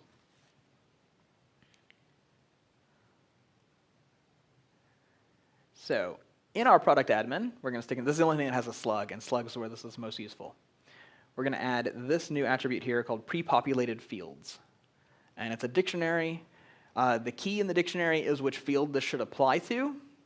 So we want this to apply to the slug field. And the value is a tuple of the fields that influence this field. So in this case, only name messes with it. But we might say this was a blog post. Maybe we'd have like title and date published or whatever. So does anybody not understand what the term slug is when we're talking about Django? Slug is kind of a weird term. So Django started off in a newspaper, right? It started off as the Lawrence World Journal. Journal World. I always get that wrong. And I've been there. The Lawrence Journal World. So they're working on newspapers. So a newspaper will often have a story they're going to talk about, you know, lead in the water or birthday party or whatever. Birthday street party, which we had for Django. So birthday street party is the title of the story, but you're not going to necessarily file it under that, and you don't necessarily want to look it up as that like on a file on a computer or a roto file or whatever. So you would slug that name to make it something smaller and easier to identify. So in Django's case, we have to make slugs, or the web's case, we have to make slugs that fit onto the web. And spaces aren't friendly on the web. Nobody wants to look at %020 or %20, that's it. And uppercase, lowercase is annoying, whatever. So slugs in Django are lowercase versions of a string, and instead of spaces, you have hyphens. So it's just a way for us to easily refer to a model that has a long string without using that long string, and we don't display what our primary key is in the database, because that's a potential attack vector. The less we can tell people about our database, the better. So we add pre-populated fields to slug, and this does one of my favorite things in the admin. And I don't think it's going to work on this because this is an existing product. So let's go make a new one. Add product. There's the button. All right, so PyCon 2017 store. See how it types in for me? But I realized I typed in a slug, so let's not do a slug. PyCon 2017 store. There we go. So it's all lowercase, and we get hyphens instead of spaces. Like I said, this is niche. I don't know of another place where pre-populated fields makes sense. It really only works for slugs. It's kind of weird that it's built into the admin. But it's Django giving you a little bit of nice JavaScript and UI stuff. If you do things that use slugs a lot, this is a lifesaver. This, or hide the slug field and use the slugify function to do the slugs for you. The only problem there is you can't see if the slugs overlap. I get no notification here if the slugs overlap either, but if I've typed one in before, I might see it and recognize it. I probably won't. Stick in a post save that checks for slug conflicts or something. Yeah. Is it like a two-way binding, or is it just one way? No, it's just one way. So if I come over here and do something again. Now if you edit that field, is it just reset it to what it should be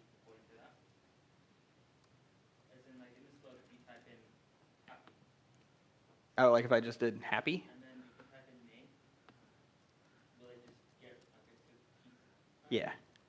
Since it's been set explicitly, it just leaves it. That's why I was saying I don't think it'll work on the one that I had already saved, because it won't change an existing slug, and it sees existing as any data that's in there. So it keeps it pretty safe.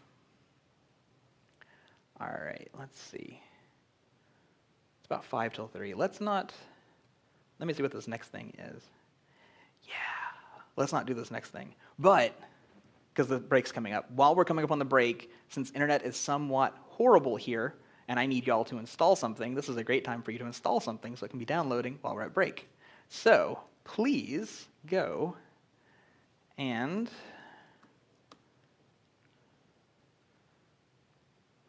course I gotta check out the next thing. There we go. Please go and install these 2 packages, Django image cropping and easy thumbnails. So you can pip install both of those. And it's pretty much time for break, so break's probably about 15 minutes, 20, something like that. So we'll start back up at like 3:15, 3:20. I'll be loud, you'll hear me.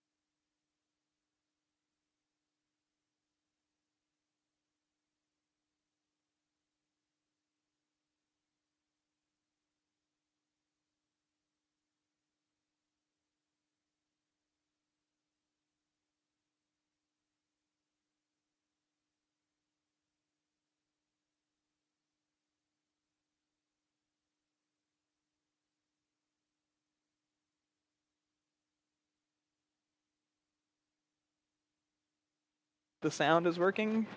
Are we good? Did I turn it on, or did I turned it on? We're good? All right. Yeah, I keep getting these like spikes of like, I can really hear myself. All right, that'll be fine though. Okay, so we had the two requirements that came in. If you installed 2.3, I'm sorry, we need 2.4.1 because 2.3 doesn't like Django's settings, if I remember correctly. So just go ahead and just install the newest easy thumbnails. Just always stay up to date on that one. Chris, the guy that develops it, he's good at making sure things don't break, except when they do. So once we have them installed, we need to add them to our installed apps. And we do need to run migrate because Easy Thumbnails has a couple of models that it comes with. So if you want to go ahead and migrate those, go for it. Thank you.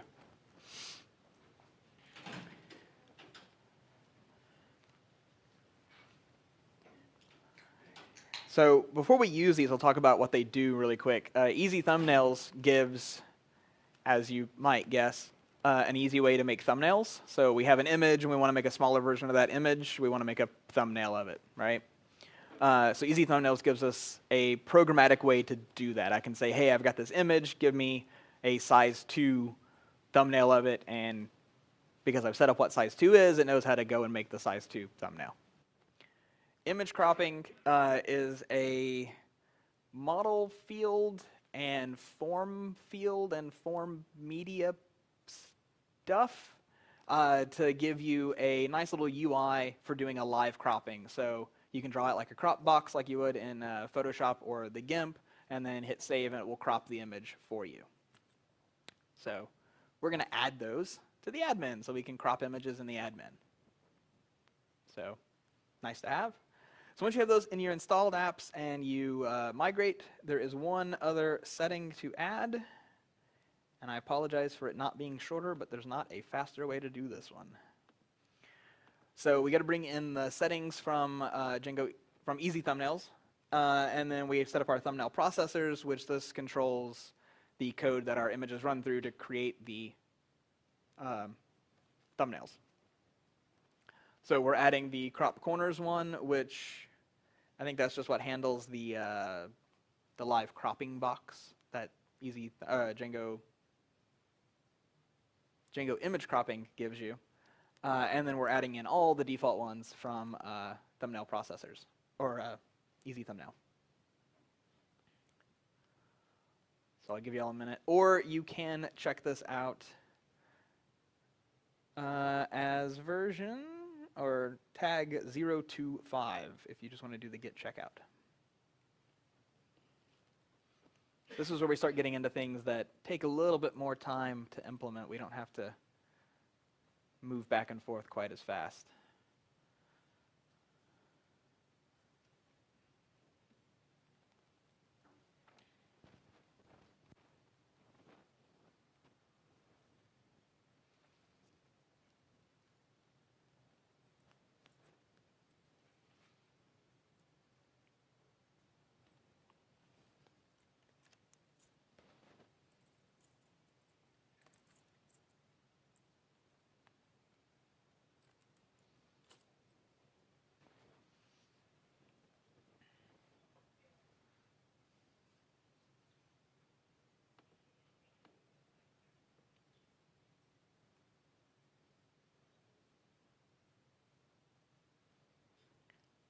All right.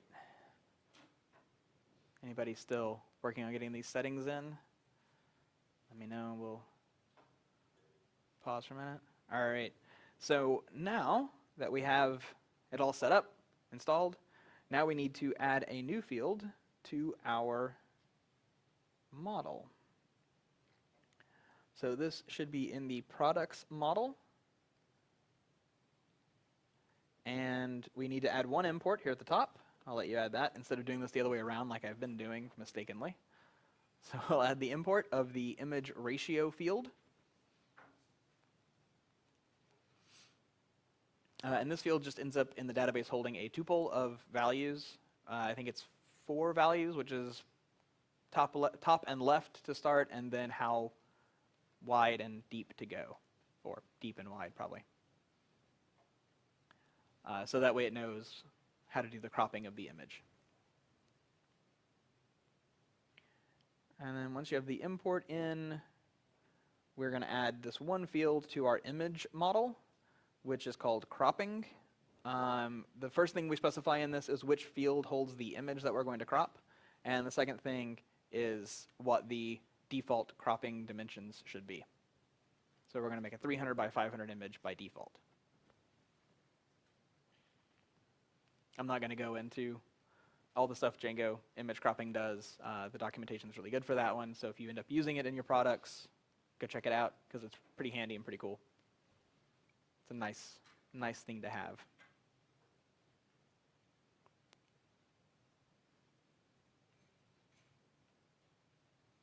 All right. Everybody good on that field? This will require a migration, so go ahead and do make migrations and migrate, because we have to store this data in the database so we can reliably crop that image. And what's funny is I'm actually not going to even do the part in the template that shows the cropped image, because we're not looking at templates today. We're just in the admin. But you'll get to see the cropping widget and all that stuff. All right, so I'm going to go ahead and check out the next thing, and then once y'all have your migrations done, we'll go check that out. All right, so now we need to use it in the admin. So in our products admin.py, where's our image admin? So first we do an import, which is from image cropping, import image cropping mixin. It's very nice when people provide the admin stuff for you, so you don't have to do it yourself. Thank you, people who developed Django image cropping. I don't even know who that was. Who was that? Jonas Underwolf. Thanks, Jonas. That's also an amazing name.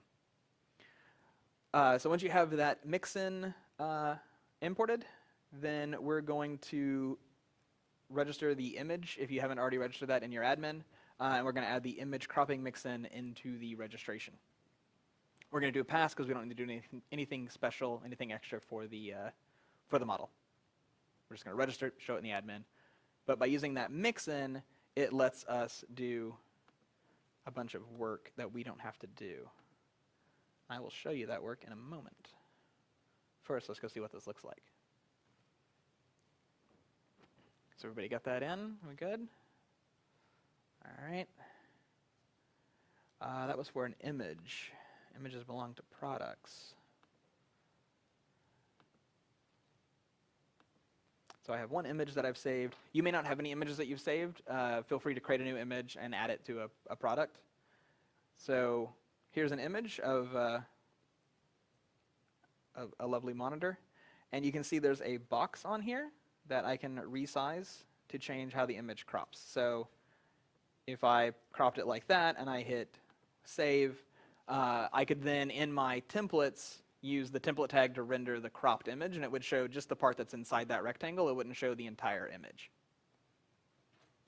So let's look at how it does this.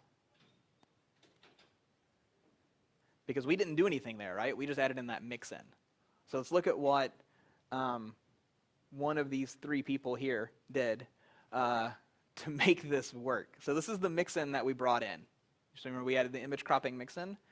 So they are overriding this form field for DB field. So what that method does is it says, okay, I have a database field here that is something, whatever that is, what form field should I use? So this is how to figure out the form field for a database field.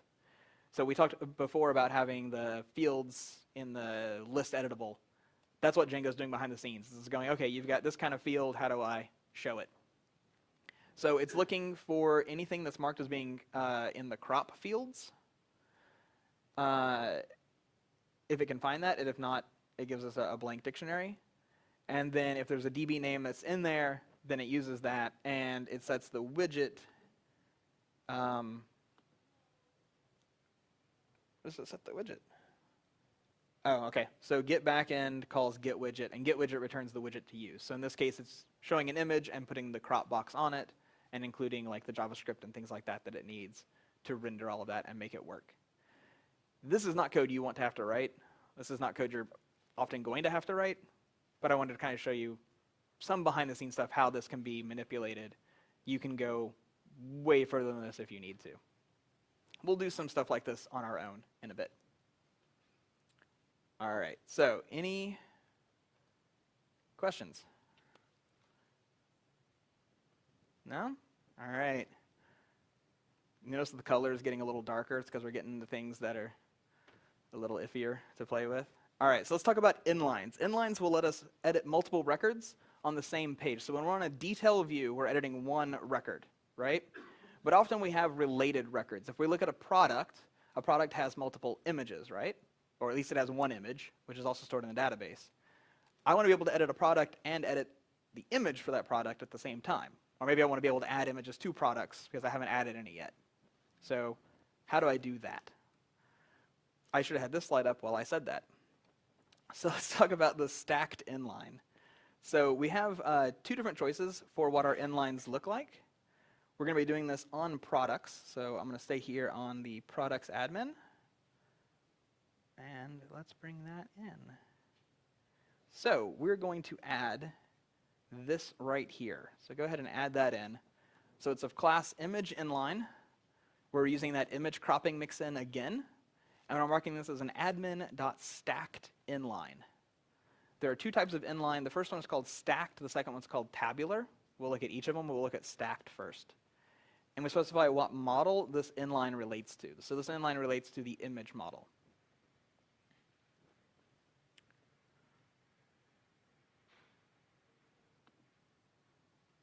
Oh, look at that. I can get it on the same page. And then once you have your inline created, add it to your inlines attribute on your product admin, model admin. So this is a list where you can specify as many inlines as you want for that model. All the inlines, the model on the other side of the inline, has to have a foreign key back to the model that you're editing. So our image model has a foreign key to product because one product can have multiple images. So that way I can make an inline for it. If it was the other way around, I can't put that in. So I can't go to the image and edit the product, but I can go to the product and edit the image. And on many-to-manys, I don't remember if you can do throughs or, I guess you could do the through as a inline, but that's often weird, so we won't worry about that.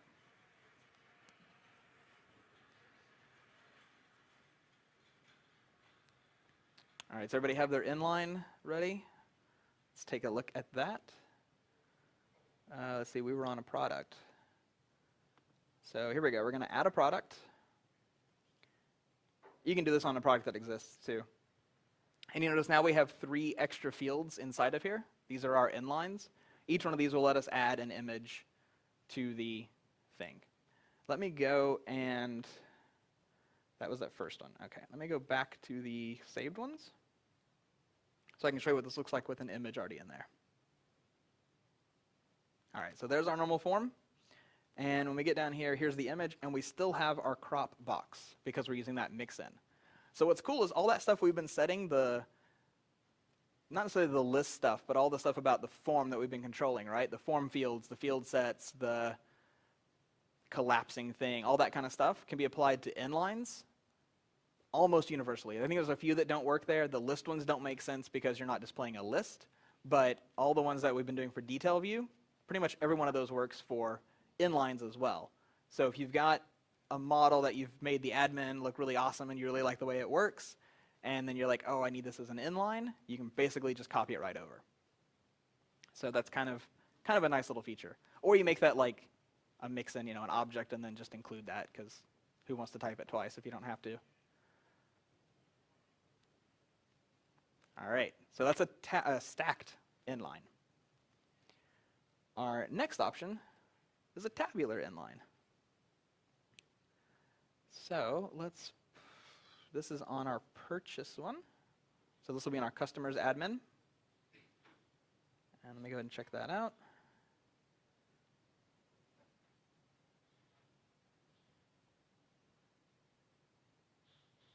All right, so we've made a new inline here called the purchase item inline. And this one, notice, is a tabular inline. So stacked, if you looked at the form on it, the fields are stacked on top of each other. So each line has a field on it, right? For tabular, they're done horizontally, like a table. That's all I got. It seems like they could have done inline and then like horizontal equals true, but that's not what they did. So it probably renders different templates. So once you have the purchase item inline, let me find where we're putting that. I'm pretty sure that's on the purchase admin. Yeah, purchase admin, we're doing an inline, and the purchase item inline. So this way we'll be able to look at the purchase and then look at all the items that were purchased in that purchase. So if we need to go and edit somebody's purchases, check out how many things they purchased, whatever, ship part of the order, then we can do that. Is everybody good on that inline? Let's go check that one out. Okay, so here's a purchase with our extra pretty thing there. And then here's our purchase inlines, and these are tabular, so they're horizontal. Right? So here's our product that they bought, here's the quantity they bought, and then we can delete the fact that they bought it. So this actually is a many-to-many. Yeah, this is a many-to-many. So this is showing here's the product that they bought, how many they bought, and we can delete the fact that they bought one, or we can add like, they also bought 3 of that thing. And so now those are both in there, and they're both records for that order. So now if I was to go back and do my big order filter, this order would now show up. So yay, now we have a big order. A whole 2 items. They bought so much. All right, so any questions about inlines? So yeah. If the inlines are quite great in number, is there a way to delay the loading of that? Maybe there was 10,000 purchases by that person? To delay the loading, no. Your best bet on improving if there was a ton of items related is, I don't know if there's a way, there might be a way to paginate it. I'm not certain if there is. Or you could go into some of the methods that are involved in rendering the inlines or loading the query set and do like prefetch related or select related on that to move the load to the database versus the rendering of the view. If you're commonly encountering like 10,000 items related to something else, that might be a sign to change how you're manipulating the data or storing it as well, maybe. I've not dealt with something quite that size in the admin, so I can't say for certain. There have to be ways around it, though. I just don't know what they are. So inlines are actually a thing that comes in the front end of Django, the non-admin part of Django as well. You can do form sets and inline form sets. They are a whole lot harder to do there than they are what we just did in admin. Admin very nicely takes care of a lot of the overhead for that for you. Generally, I say if you're going to use inlines, only use them in the admin. The front end, it's perfectly possible to use them. They work great. You just have to be careful setting them up. So just a little caveat there. Yeah, so like I said, you can customize all the inline stuff too. And you had a question about them. Anybody else questions about admin inlines? You get 2 choices, stacked or tabular. Usually stacked looks better, but if your model is short, tabular is nice. No? All right, cool. Now we're into the red stuff. So, templates and media. Do any of you really love doing HTML and CSS and JavaScript? Not a single hand. Wow. All right, well, we're going to do some. So get ready to do them. All right. So what's cool about the admin is we've been looking at all these pages, right? So we've got like the index where all the apps are listed and all the registered models, and we've had like the list page with all the model instances on it, and we've had the detail page where you're editing the details of a single model. So all of those have their own templates. And Django's template engine is one of my favorite parts of Django because it's so well designed. with how the admin is set up, you can override those templates globally. So if I want to change the way that every list view looks, I can do that. I can specify a list view template and they will all look like that. Or I can do that for a single app. Or I can do that for a single model, which is really nice because then I can get things I can build things exactly like I want them to. I have this one model that needs this special template. I can do that, and it's not going to affect any other model anywhere in my app, which is really cool.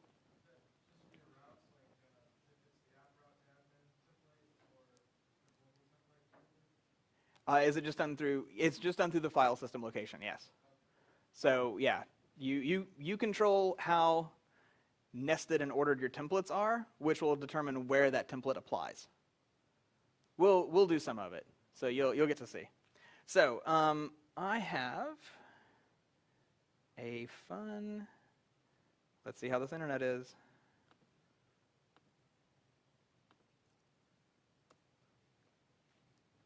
Give it a second. All right. So this is effectively a list of the templates you can override. Look at all those templates. There's a bunch of them. Now, you won't override all of these. You won't even override most of these, most of the time. I'll point out a couple, and then we'll go override a couple ourselves. So base.html and base-site.html, those are probably the two you're going to override the most, because those are the ones that you're like, oh, we need our company's branding on this before we give it to the client, right? Or we need to white label this, so we need a template where we can just stick in whatever the customer's name is every time, right? Those are the places where you're going to do that most of the time. Change form and change list, you can probably guess what those control. Those control the form page and the list page. So those are two that are pretty common to override. And then, I mean, that's most of it. What else is pretty common? You might end up overriding like login and like the logout pages, stuff like that, the auth pages, because you want to control what the login, logout process looks like, right? You want to use your own styles, your own templates, or logos, whatever on those. All right, so let's override a couple of templates.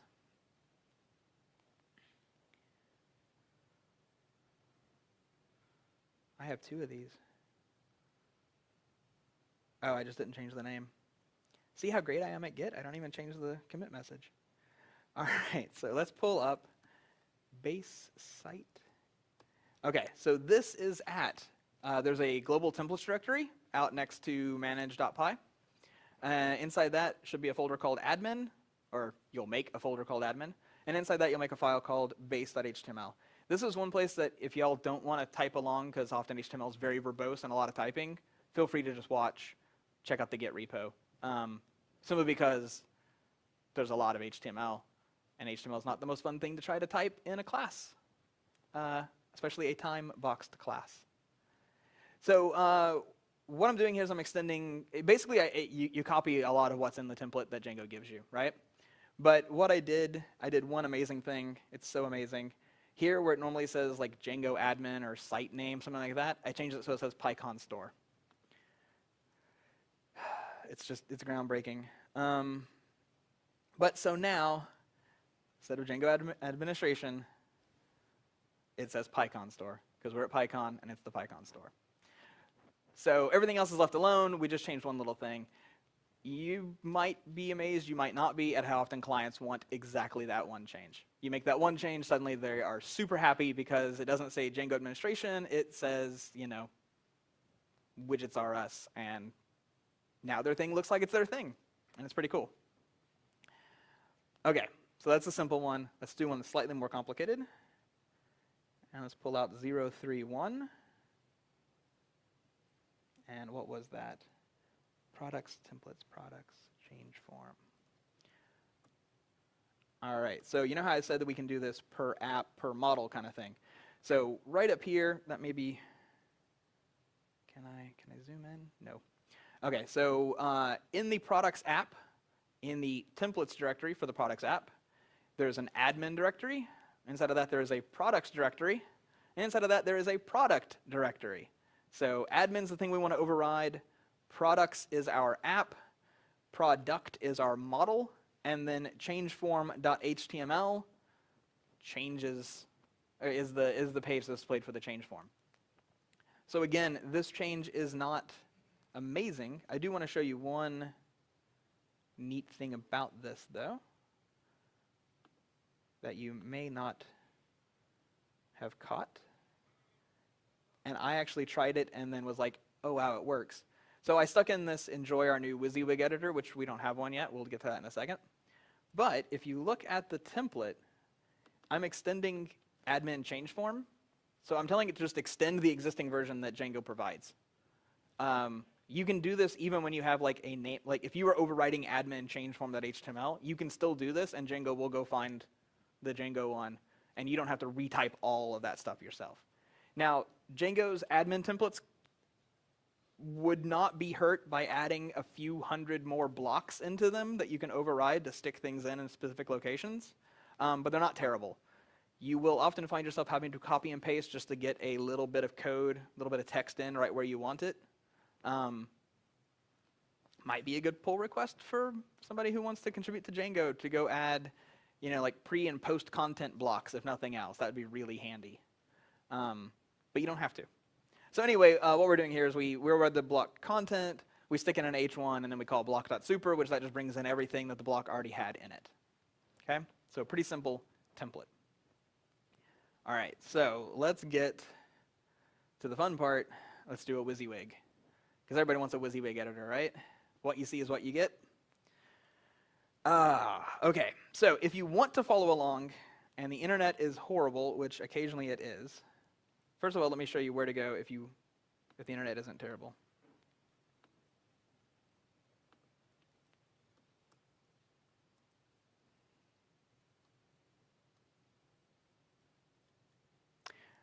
So this is called Trumbo WYG. I promise it has nothing to do with the president.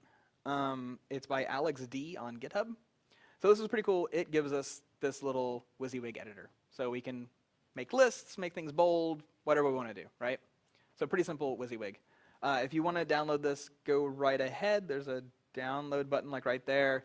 We'll need to move files in. It's also in the Git repo if you just want to switch to the tag. It is tag 032. So you'll do git checkout 032. So this is what we're going to use. So let me go ahead and get that checked out.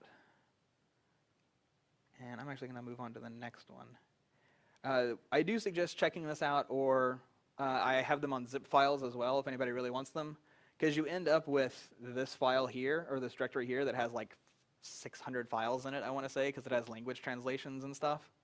So it's not the most fun thing to download and place. But the most important parts that are in here are we have a CSS file, a minified CSS file, and we have a minified JavaScript file. We need those two things. And Django's admin provides jQuery for us. So if you're using jQuery in your plugins or in the code that you write, jQueries are provided for you. It's namespaced as django.jQuery. That will not work for plugins like this because they expect $. There's ways to rebind it, but those are hit and miss.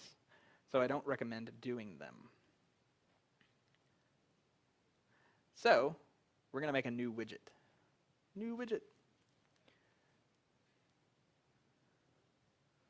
This is where I said we were going to get into some of the slightly nastier stuff. See how many files I changed? All right, so let's go through these one at a time. So first of all, we have a bit of JavaScript. So this is stored in products/static/products.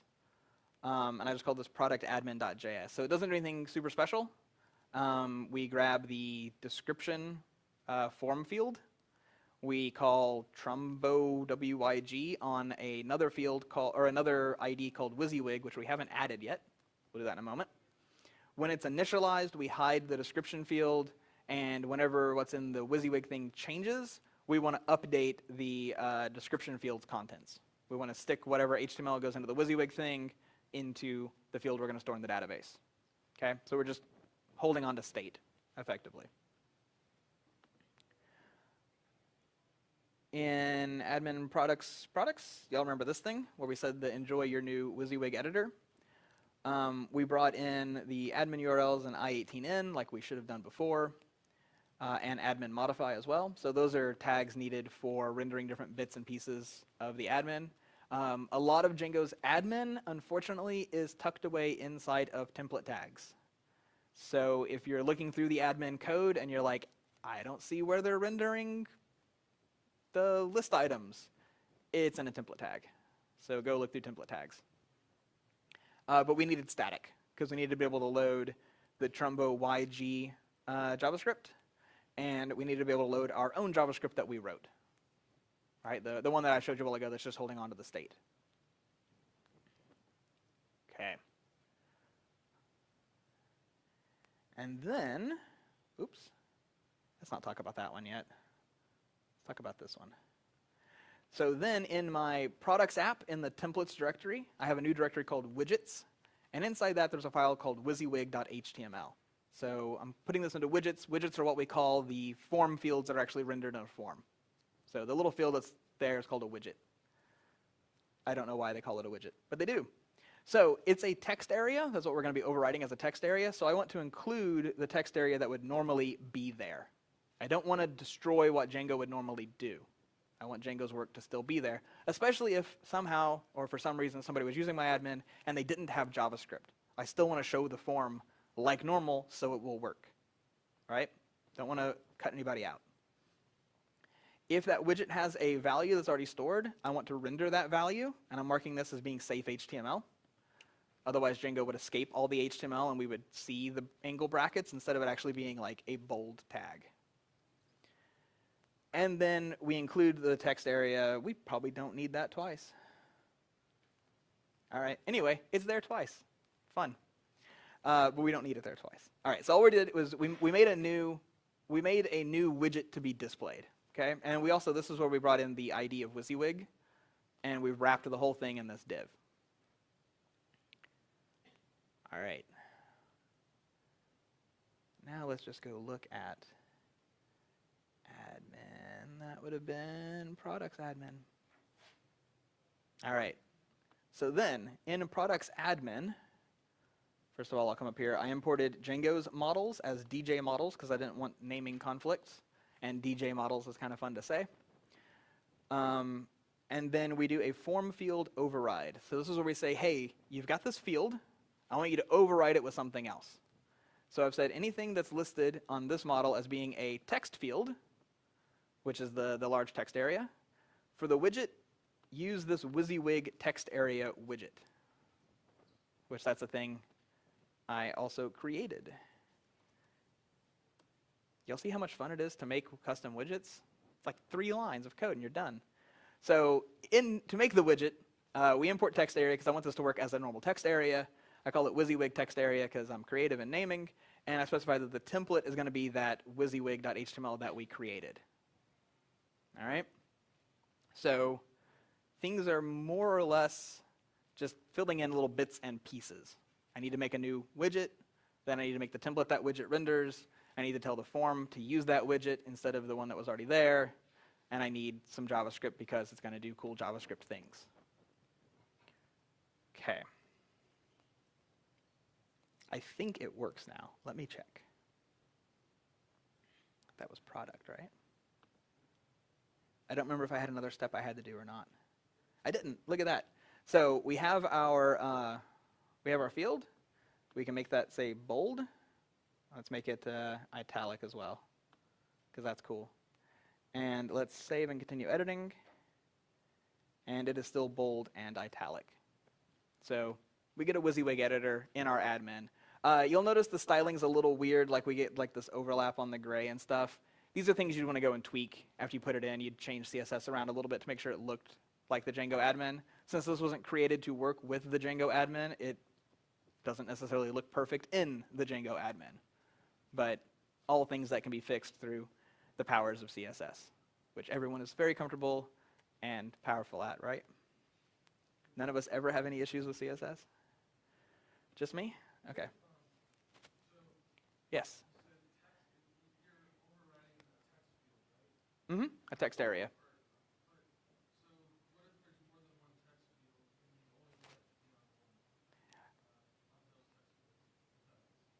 Yes. So if I'm overriding this on text areas, but if I have more than one text area, how do I handle that? That's probably where you'd go into creating a custom form. So we talked earlier about how you can make a custom form class and then use that in your admin. So if you do that, then on whichever field you want, you can specify what the widget is for that field.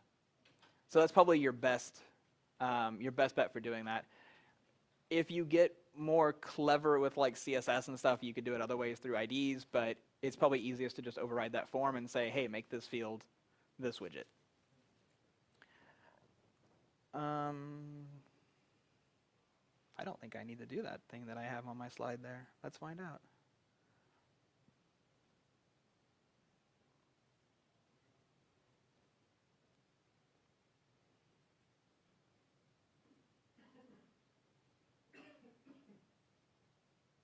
Yeah, okay. So that's all I have to do there. So let me double check something. Hold on just a moment, y'all. Oh yeah, that was the other thing I had to do. Okay, so in your admin classes, I don't know if any of you have done this or not, inside your form classes, when you're doing a model form or a regular form, you can provide a class media, and then you can specify the CSS and JavaScript that belongs to that form as special media, right? I need to bring in this JavaScript or the CSS, and I want to use those. You can do the exact same thing in your admin because it's just rendering a form. So Django's like, yeah, it's a form. Give me the form stuff. So in this case, I say for all device types, use this trumbowig.min.css, and for JavaScript, include jQuery off of the jQuery website. Like I said, you get jQuery in the admin, but it's namespace, so it makes plugins not work. It kind of seems like they should just cut it out, but whatever. Or give me a setting to namespace it or not namespace it. That would be nice too. All right, so let's see. It is 4 o'clock. We have until 4:40. Y'all want to do something crazier? Crazier, I say. See, normally at this point I'd say questions. Are there any questions? No? Y'all have been good about asking them as we go.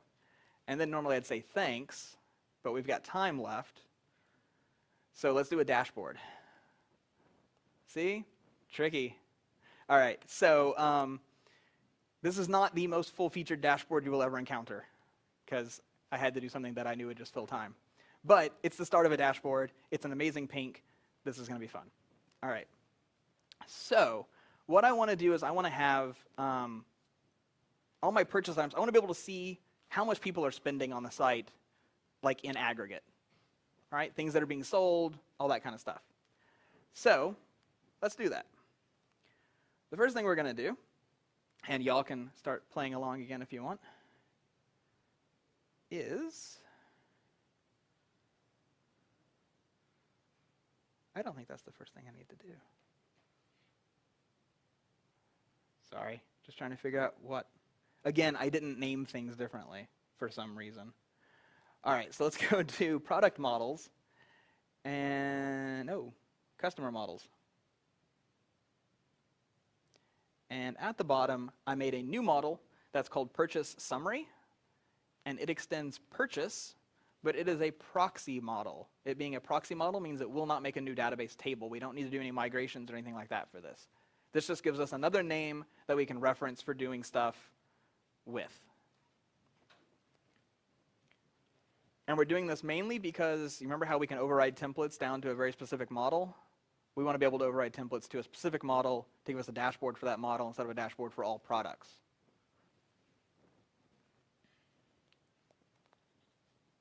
And then the verbose name and verbose name plural control how things will show up in the admin. And while we're doing this, there's actually something else we should change, because some of you it may have been bugging. It's been bugging me. Has anybody noticed it? Does it start with a C and end with a Y when it shouldn't? Uh-huh. We'll fix that too. I was just leaving to see if it bothered anybody enough to bring it up. It didn't, but I could see a couple of you noticing it. This is 035.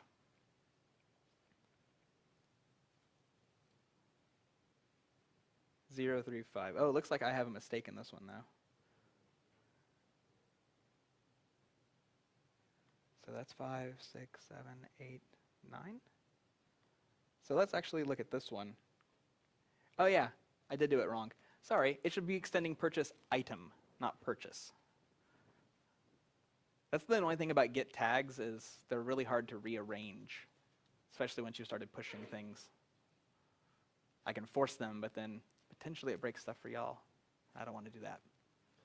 So we'll extend purchase item instead. And then, like I said, we'll fix the products models in a moment too. So it doesn't say categories with a YS.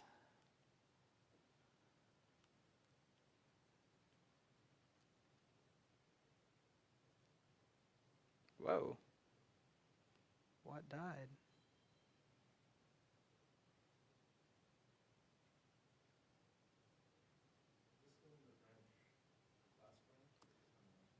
It should be in the class branch.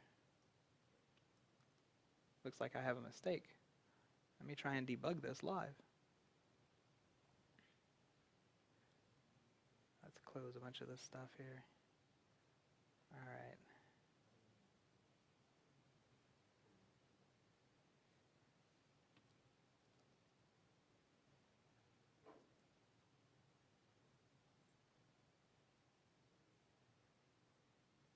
This is here. It's for a purchase item.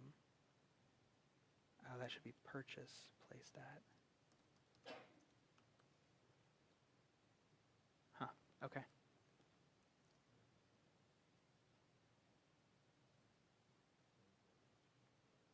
All right. So yeah, so this thing here says categories with a YS. We can fix that real quick.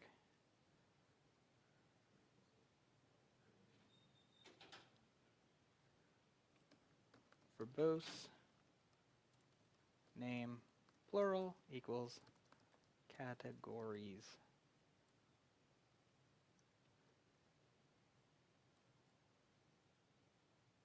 There we go. Now it's not offensive anymore because the YS is terrible. Okay, so we have in models, we have this model, the purchase summary model. Purchase item is what it extends. Class meta proxy equals true, has verbose name and verbose name plural. So verbose name is just when I talk about this thing in a formal setting, what do you want me to call it? So put a space in there. And how should I pluralize that formal name, IES, because we don't do YS, right? We'd never do that. We would never have that. Okay. So we're going to need a template for this in our admin. And we can go ahead and register it in the admin with like purchase summary admin for the model purchase summary. You know, this thing we've been doing for registering all of our models. And you can do a date hierarchy if you want to be able to filter down to products that were just ordered in the last year or the last month or whatever. That's fine as well.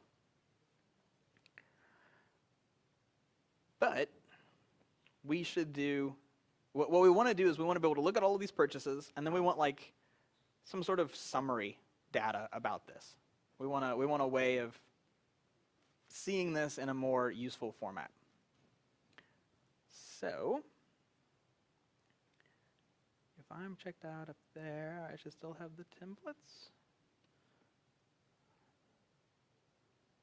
I'm going to hop back, which is probably going to break something, but y'all will be good because you've seen the good code, so we're okay. All right, so let's check this out.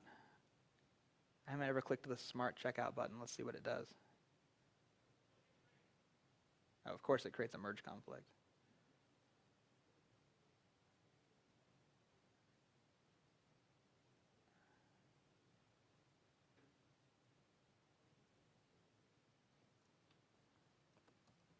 I love how Git doesn't know how to handle blank lines.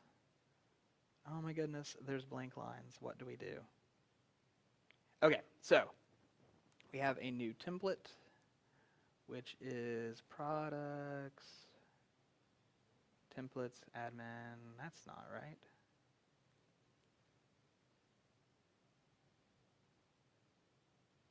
Sorry, let me find the template real quick.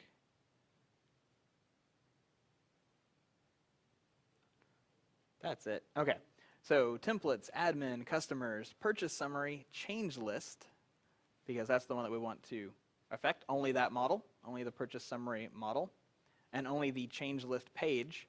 There is a lot of HTML here, so great. This is fine. When we come over here to our thing, which is now broken.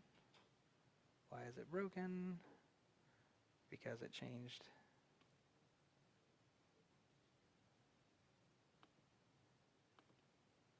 I promise it's okay, Django.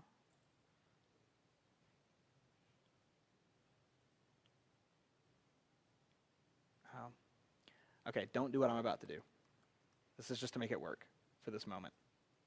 So I can show you what this form looks like, or what the template looks like. All right, this would be customers, purchase summaries, right? That was the thing we created. There's our list of purchase summaries, because there's nothing inside that results list. So let's close a couple of tabs here too. We don't need all of these things open. All right, so in this template that I changed, in this change list, I cleared out the block result list. Result list is what appears in here, where all of the results would be. That big list of items, that's the result list. That's where all that stuff would show up. So all I did was get rid of all that. Okay, so we're scoped to just that one model.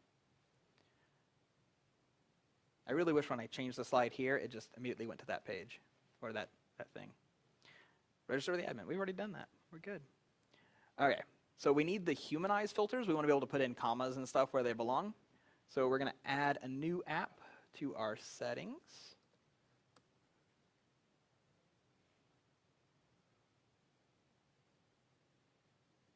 Just do it. All right, so up here in your installed apps, which is somewhere up here, there it is, add in django.contrib.humanize. If you've not played with Humanize, Humanize is nice. It gives us template filters for adding in commas or using natural days or time since kind of things. So you can say it was a month ago instead of, you know, April 24th or whatever, which I realize is less than a month, but it'll be fine. All right, there's no migrations needed for Humanize. You just use it like it is. Now let's get into the internals of a admin.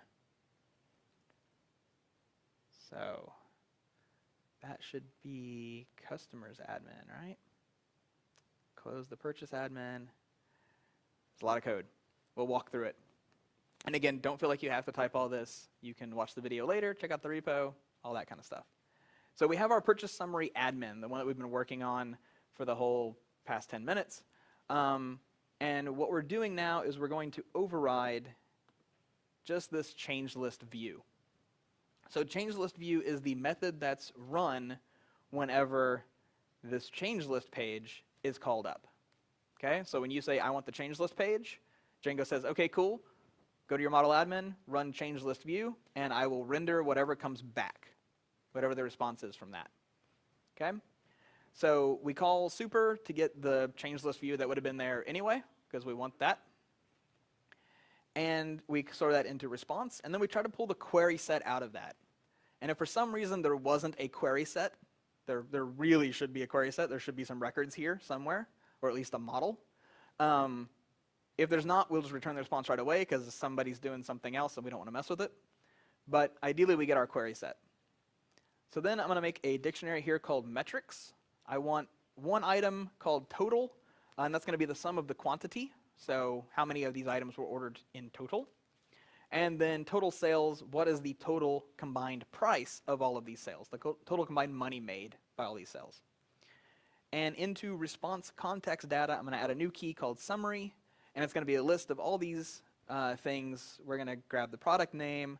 We're going to annotate each of those items with the metrics. And we're ordering it by quantity, in reverse order, so we get the largest quantity at the top. Then we add another key to that context data dictionary, which is a new dictionary that is the aggregate of the entire query set with those metrics applied. So is anybody fuzzy at all on annotations and aggregates for the admin? Yeah, a couple of nods. All right. So they're a pretty simple idea, but they're a thing that not a lot of people play with, and they're really weird the first time you look at them. So an annotation is new data that's attached to each record. Okay? So if I wanted, I'm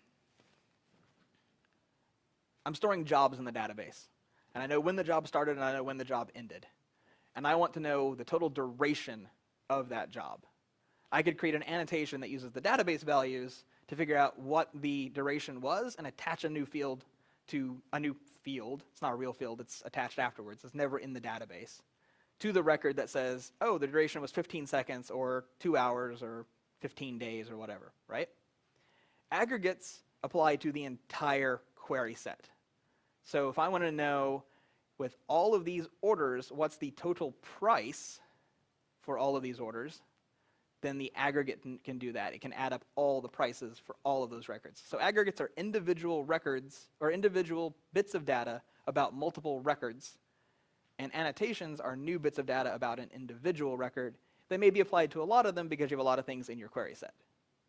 Okay, so we're adding 2 new metrics to each item from our database, and we're adding a dictionary with 2 new metrics about everything in the database, or everything that we selected in the query set.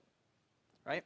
Yes? So, in the dictionary for metrics where the elements have sum, Yes. sum is not computed at that time, it's computed when the aggregate method is called in QS down there? Yes. Yes. So the sum here is called when annotate and when aggregate is done, because they're done over 2 separate data sets, right? Annotate is done per row, so we're calling sum per row. And then aggregate is calling sum for the entire query set. So we're calling sum twice, but that's fine because we're summing 2 different things. And sum came from? Django.db.models. It's from the same place that we imported count from. Yeah. We also import sum. There's others in there as well. There's like average, mean, I don't know. There's a bunch of them, right? So it's your typical money-focused data science-y things that you're going to want to do. Money/numbers. So they're really handy. You can get standard deviation, stuff like that. They're very handy. And what's cool is this sets us up for being able to do like a chart. I'm not going to do a chart because I don't want to bring in yet more like JavaScript or CSS. But if you wanted to do charts or graphs, this is a great place to start doing that because now you've got that data. Instead, we're going to do a new template. And I am definitely not going to type all of this one. Not that I've been typing most of this stuff already, but this is a lot of code. So here's our change list. So we're bringing in humanize up at the top, just like we said we would need to. And then we're making a new table here called results. Now we're giving it this class of results because that's what Django styles automatically. You want this to look like Django, so you use Django's classes. All right? We have a table where we have product, quantity, and total sales. We loop through each of those and print out what the product was, what the quantity was, what the total sales was. We're using int comma here to put in a comma for thousands, hundred, millions, and so on. If you were using a localization that used, like, say, spaces instead, that's what you would get. You'd get spaces instead of commas. Humanize is smart enough to do that. And then we add a new row at the bottom that's got like a bold line at the top that is going to print out our total from our summary total and our total sales from our summary total. So let's see what our completely random and made up data gives us for that. So this Ericum Vitae sold 99 and made $318 in total sales. The Fugiat is obviously a better product to sell there. And when we get to the bottom, because we sold a lot of products, we get our total here. We've sold 10,144 products total, and we've made almost $100,000 on it. So nice. We get a little dashboard. This is where, again, you'd probably want to put in like a graph, because maybe you'd want to do this like for a month's worth of stuff. How would I, like what would I have, right? And in fact, if we go over here, that was customers, right? Yeah. All right. And if we put in date hierarchy And that would be purchase placed at, right? I think that was the field.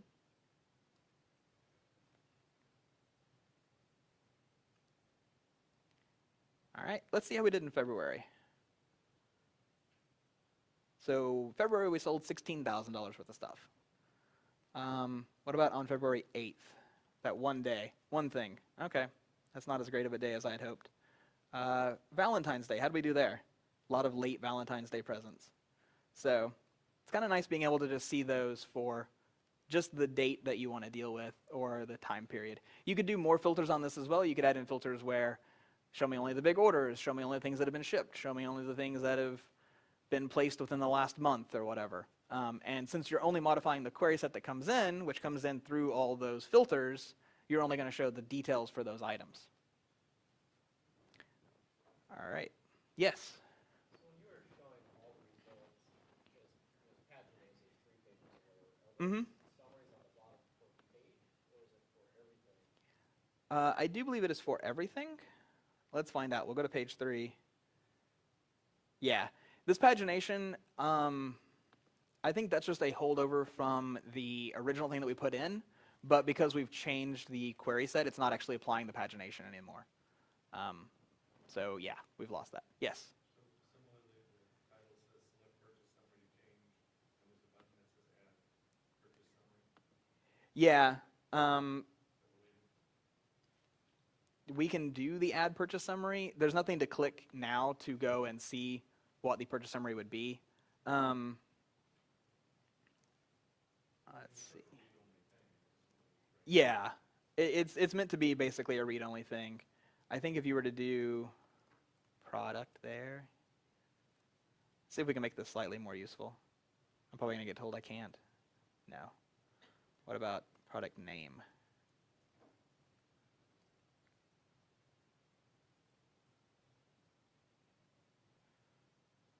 There's a product name which is not defined in list display. All right, I'm not going to mess with that right now.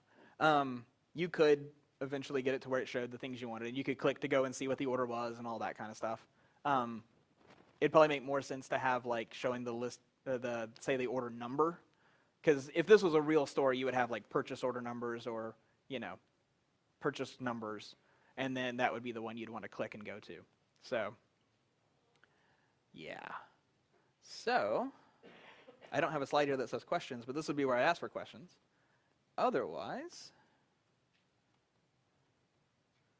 we'll go back this way. And I will say thank you for attending. We're a couple minutes under the normal time, but it's all right. Now you can hit bag stuffing if you want to. I think it's still going on. It's not to be missed. It's amazing. If you think of a question tomorrow or the next day or whatever, hit me up on Twitter or email me. I will probably not answer tomorrow because, PyCon, but later on I will answer gladly. And I did want to say, wow, that's not what I wanted to do. There we go. I'll leave that up for a minute just so people feel like they got thanked for providing the free things that I showed you. Especially the Hockey Bonita, which I probably butchered that name. They have an amazing tutorial showing how to do that dashboard admin and more. They do graphs and stuff too at the bottom of it. Go check that one out if you want to play with that more. So I shamelessly ripped off the first half of that to do my table there. So I guess I have shame. I'm telling people I did it. But anyway, thank you. And be sure to fill out the survey that PyCon put out. Every year they want the surveys.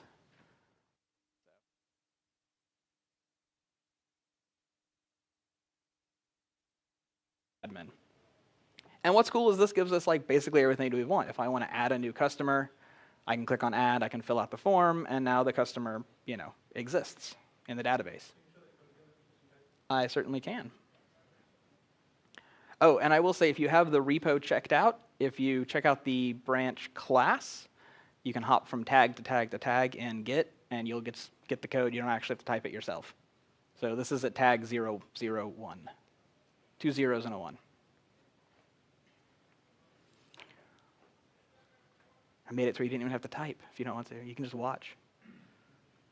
Just do git checkouts constantly. It's more fun that way, but. So let's see, I'm going to go ahead and check out this one just so that I have it. Just force the checkout, I don't care. Okay.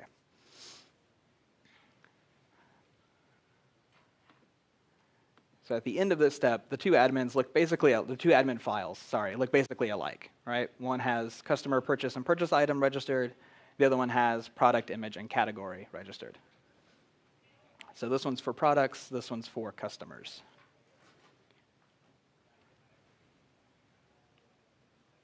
All right, so registering it like this is cool, but you can't do anything from this point, right? All you've done is say, hey, Django, look at this model, let me add things, delete things, edit things for it. So what we need, though, now is we need to do a model admin. So a model admin is what lets us customize how the model appears in the admin. It's not the most creative name, but it's a very obvious name. So if you want, you can check out tag 002, or you can see what I did. So we're going to add a really, just the absolute basic one. So this is in, again, customers admin.py. We're going to create a class called customer admin, which extends admin.modeladmin. And we're going to pass. We don't have to declare anything inside of it. So you can just put in a comment if you want, like a doc string. You can put in pass, whatever. But then we have to change the registration. Let me see if I can do, yeah, unified. That'll be easier. There we go. So we take out where we had the admin.site.register models.customer, and we replace that with one where we register the customer admin as well. So we register this admin class with the model that we want it to relate to.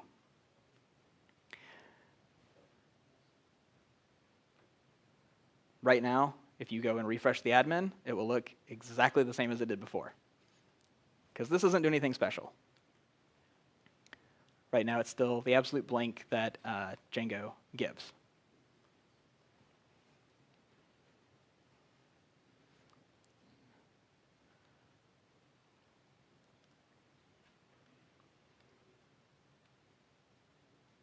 There's actually another way to do the same registration that's a little bit nicer, requires a little bit less typing. Maybe it doesn't actually.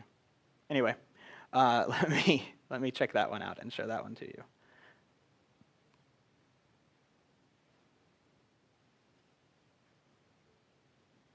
So instead, we can do this. So we still make our admin just like we did before.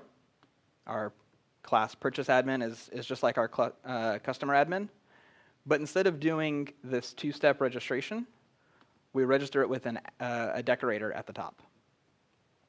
This is a little bit cleaner. It's a little bit, less typey. But it generates the same work. All right, so we'll pause for a minute, make sure everybody gets their models registered. The only models that you need registered right now are customer and purchase. Let me double check that. Yep. That's what we're going to do most of our customization, is in those two. And most of the customization from this point on is tiny little things that give us big benefits. Is the admin decorator, where does that come from? Are you creating this from contrib? At the top, you should have from django.contrib import admin. So it's a decorator that just exists inside that admin module. Yeah, I honestly didn't know about this one until I started preparing this tutorial, because I've always done it the old way, the two-step, right? This method. And that still works, and it works great. But the decorator is a really nice way of doing it, just to save yourself a little bit of typing, a little bit of, I got to remember to do this thing and then do this thing, and if I don't have to do that, I don't want to. All right, so on just registering things, any questions on creating model admins, registering stuff? I can show code again, whatever everybody needs to see. Let's see, let's put that down. You don't need to see that right now.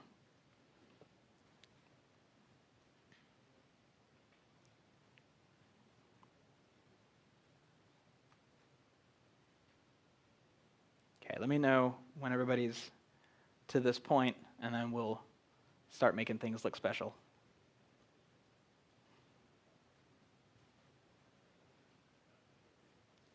And if you have questions, let me know. I can come and look at stuff, or I can answer any questions you might have, hopefully.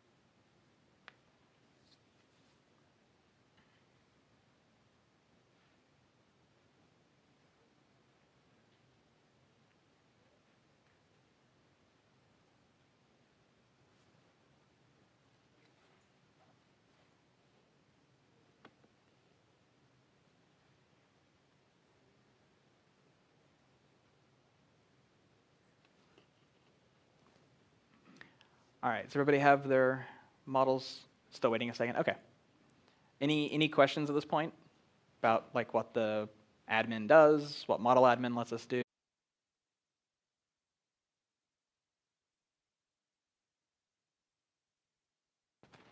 Wi-Fi's bad. Okay. Hi, everybody. I think we're like a minute short, but whatever. Close enough. So, welcome to Django Admin, Basics and Beyond. It's not the most creative title, but it's what I could come up with while submitting a form to PyCon. And I can't get Google to switch my slides. There we go. Hi. So I'm Kenneth Love. I teach at Treehouse, which is why I have a lot of Treehouse branding on today. We're an online school, so if you want to learn stuff, you can come learn from us. And you can find me as Kenneth Love on Twitter, Facebook, Google, whatever, or GitHub, whatever. So I'm going to be your teacher for the next 3 hours or so. So first of all, let's talk about what's been done, what you should have installed and ready to go, assuming you've followed the instructions I sent you. If you didn't, that's cool. Assuming Wi-Fi cooperates, we can get everybody set up. So if you don't have that set up, you can raise your hand, and my wonderful TA, Lacey, will hopefully come help. She'll help as much as she can. Right now, there is a GitHub. There it is. There's a GitHub repo, which is at KennethLove/PyCon 2017. You can download that. And then it's just like a pip install of some requirements, and you'll be good to go. We'll talk a little bit about what's in here before we start anything, so there'll be a little bit of time to get things set up. All right. So what we have right now is there's 2 applications that have been created. There's one called Customers, which has 3 models, a customer, a purchase, and a purchase item, so a thing that the customer bought. And then we have Products, which has the product, images that are related to the product, and what category that product is in. So it's a t-shirt, or it's a book, or whatever. So 2 apps, they're pretty small. They don't do anything. There is a very minimal front end. It's like Bootstrap kind of stuff. That doesn't matter, because we're not going to use the Bootstrap, or the front end. We don't care about the front end. The front end is just there for, you've got a thing to look at if you really want to. You can't buy anything through it. It's not set up as a store, nothing like that. Okay, so, except for those of you who are just now installing it, you should be able to, let me close this. And where's my manage thing? Run server. And you should end up with an app that looks something like this, and an admin that doesn't look like that. Let me check out my old stuff. Version control.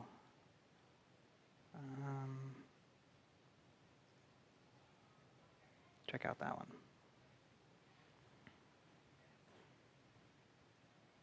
that looks like that. So very empty, very basic admin. Okay? So if you've done like the Django polls tutorial or the Django girls tutorial, you've probably seen an admin similar to this. It may have an app or two in it, but this is the absolute minimum basic admin, right? This is what Django gives you out of the box. We're going to make it do a lot more than this by the time we get done.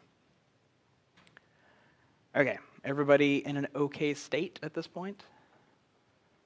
Anybody need help getting stuff installed? Okay, before we get into this, I've been instructed that I should tell you to go do a survey when the class is over. So I have a link up here that you can look at for the URL, or if you check the guidebook mobile app, there's a link in there to the survey. PyCon just likes to know how well the survey or the tutorials do. So please fill that out when we're done. Okay, so let's start at the absolute basic first steps. Okay, we have a Django project running. We have a couple of apps. We have some models. We need to get the thing actually into admin, right? So the easiest way to do that is to register it. So let's look at registering. I have a button over here that shows me a diff. I don't remember which one it is.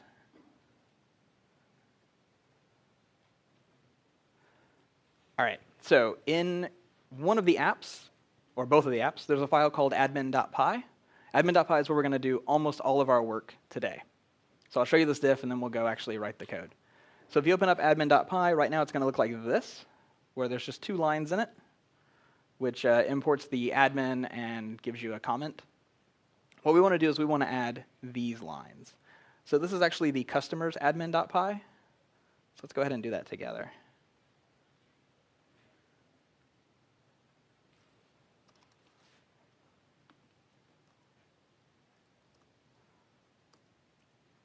So we're here in the customer's admin.py. We'll do from this app, import models. And then we can do admin.cite.register. Typing in front of people. There we go. Models.customer. So something like that just registers the model with the admin. Okay. Do I need to make this font a little larger for anybody? A little bigger? Okay. It's so hard to know what's going to be a good font size and what's not. How's that? Is that good? Everybody can read that well? All right, cool. I do 18 for live streams. I would have thought that'd be good enough for this, but you can never tell with projectors.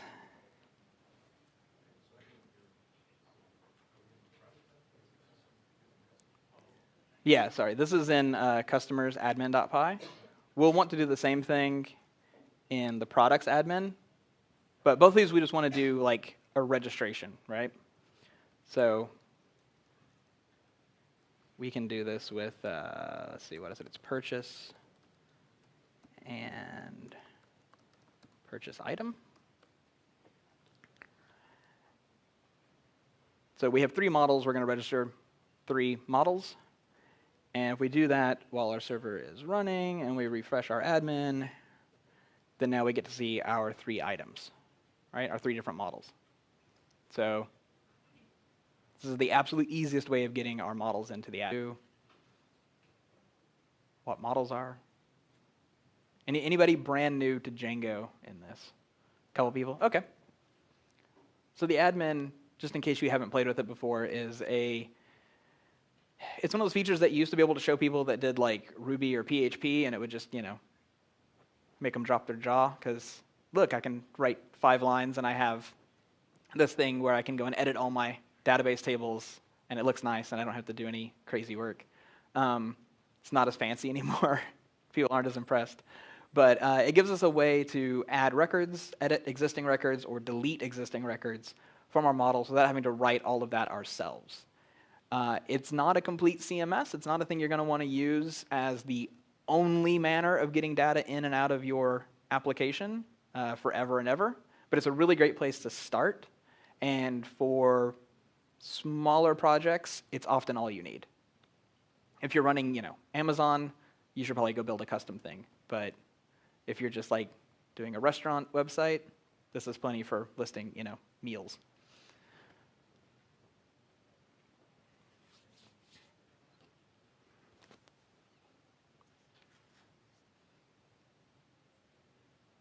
And once again, I will say, if you have the Git repo checked out, you can check out the branch class, and then you can check out the tags that I tell you as we go through this, and you'll have all the code automatically.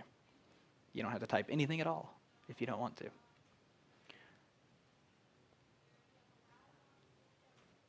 All right, so let's see about the next step, which I just realized I switched my slide without being on the slide, so you didn't get to see it. So let's talk about the list view. The list view is what lets us control how it looks and behaves when we're looking at multiple items at once, so a list of items. All right, just like in Django's class-based views, we have list view, admins where list view got started. So the first thing let's talk about is displayed fields. So we can change the fields that are displayed on our records. So let's go look at a record real quick. Let me refresh this to make sure we got stuff in there. We do. What have we been working on? We've been working on customers. All right, let's go look at a customer. So if I go in here and I look at customers, right now all I get is their name. And this actually isn't even their name. This is what I listed as the dunder str dunder method on the customer class. So I told it to print out whatever they put in as a first name, whatever they put in as a last name, or I think it's just one field name, and then in parentheses whatever they put in as an email address. Okay? So more or less this represents what you want to see in a customer, right? If you're going to talk about Victoria, you want her first and last name and her email address, and you're good. But I probably want to show more than that if I'm trying to find customers to look up their orders, right? Or to refund their money or whatever. So let's do that.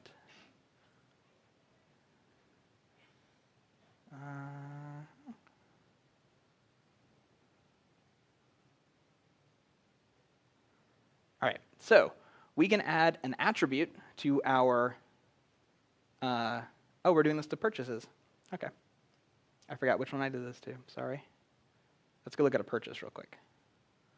Okay, so purchases now show 3 fields, right? I'll go back to how we changed that in a second.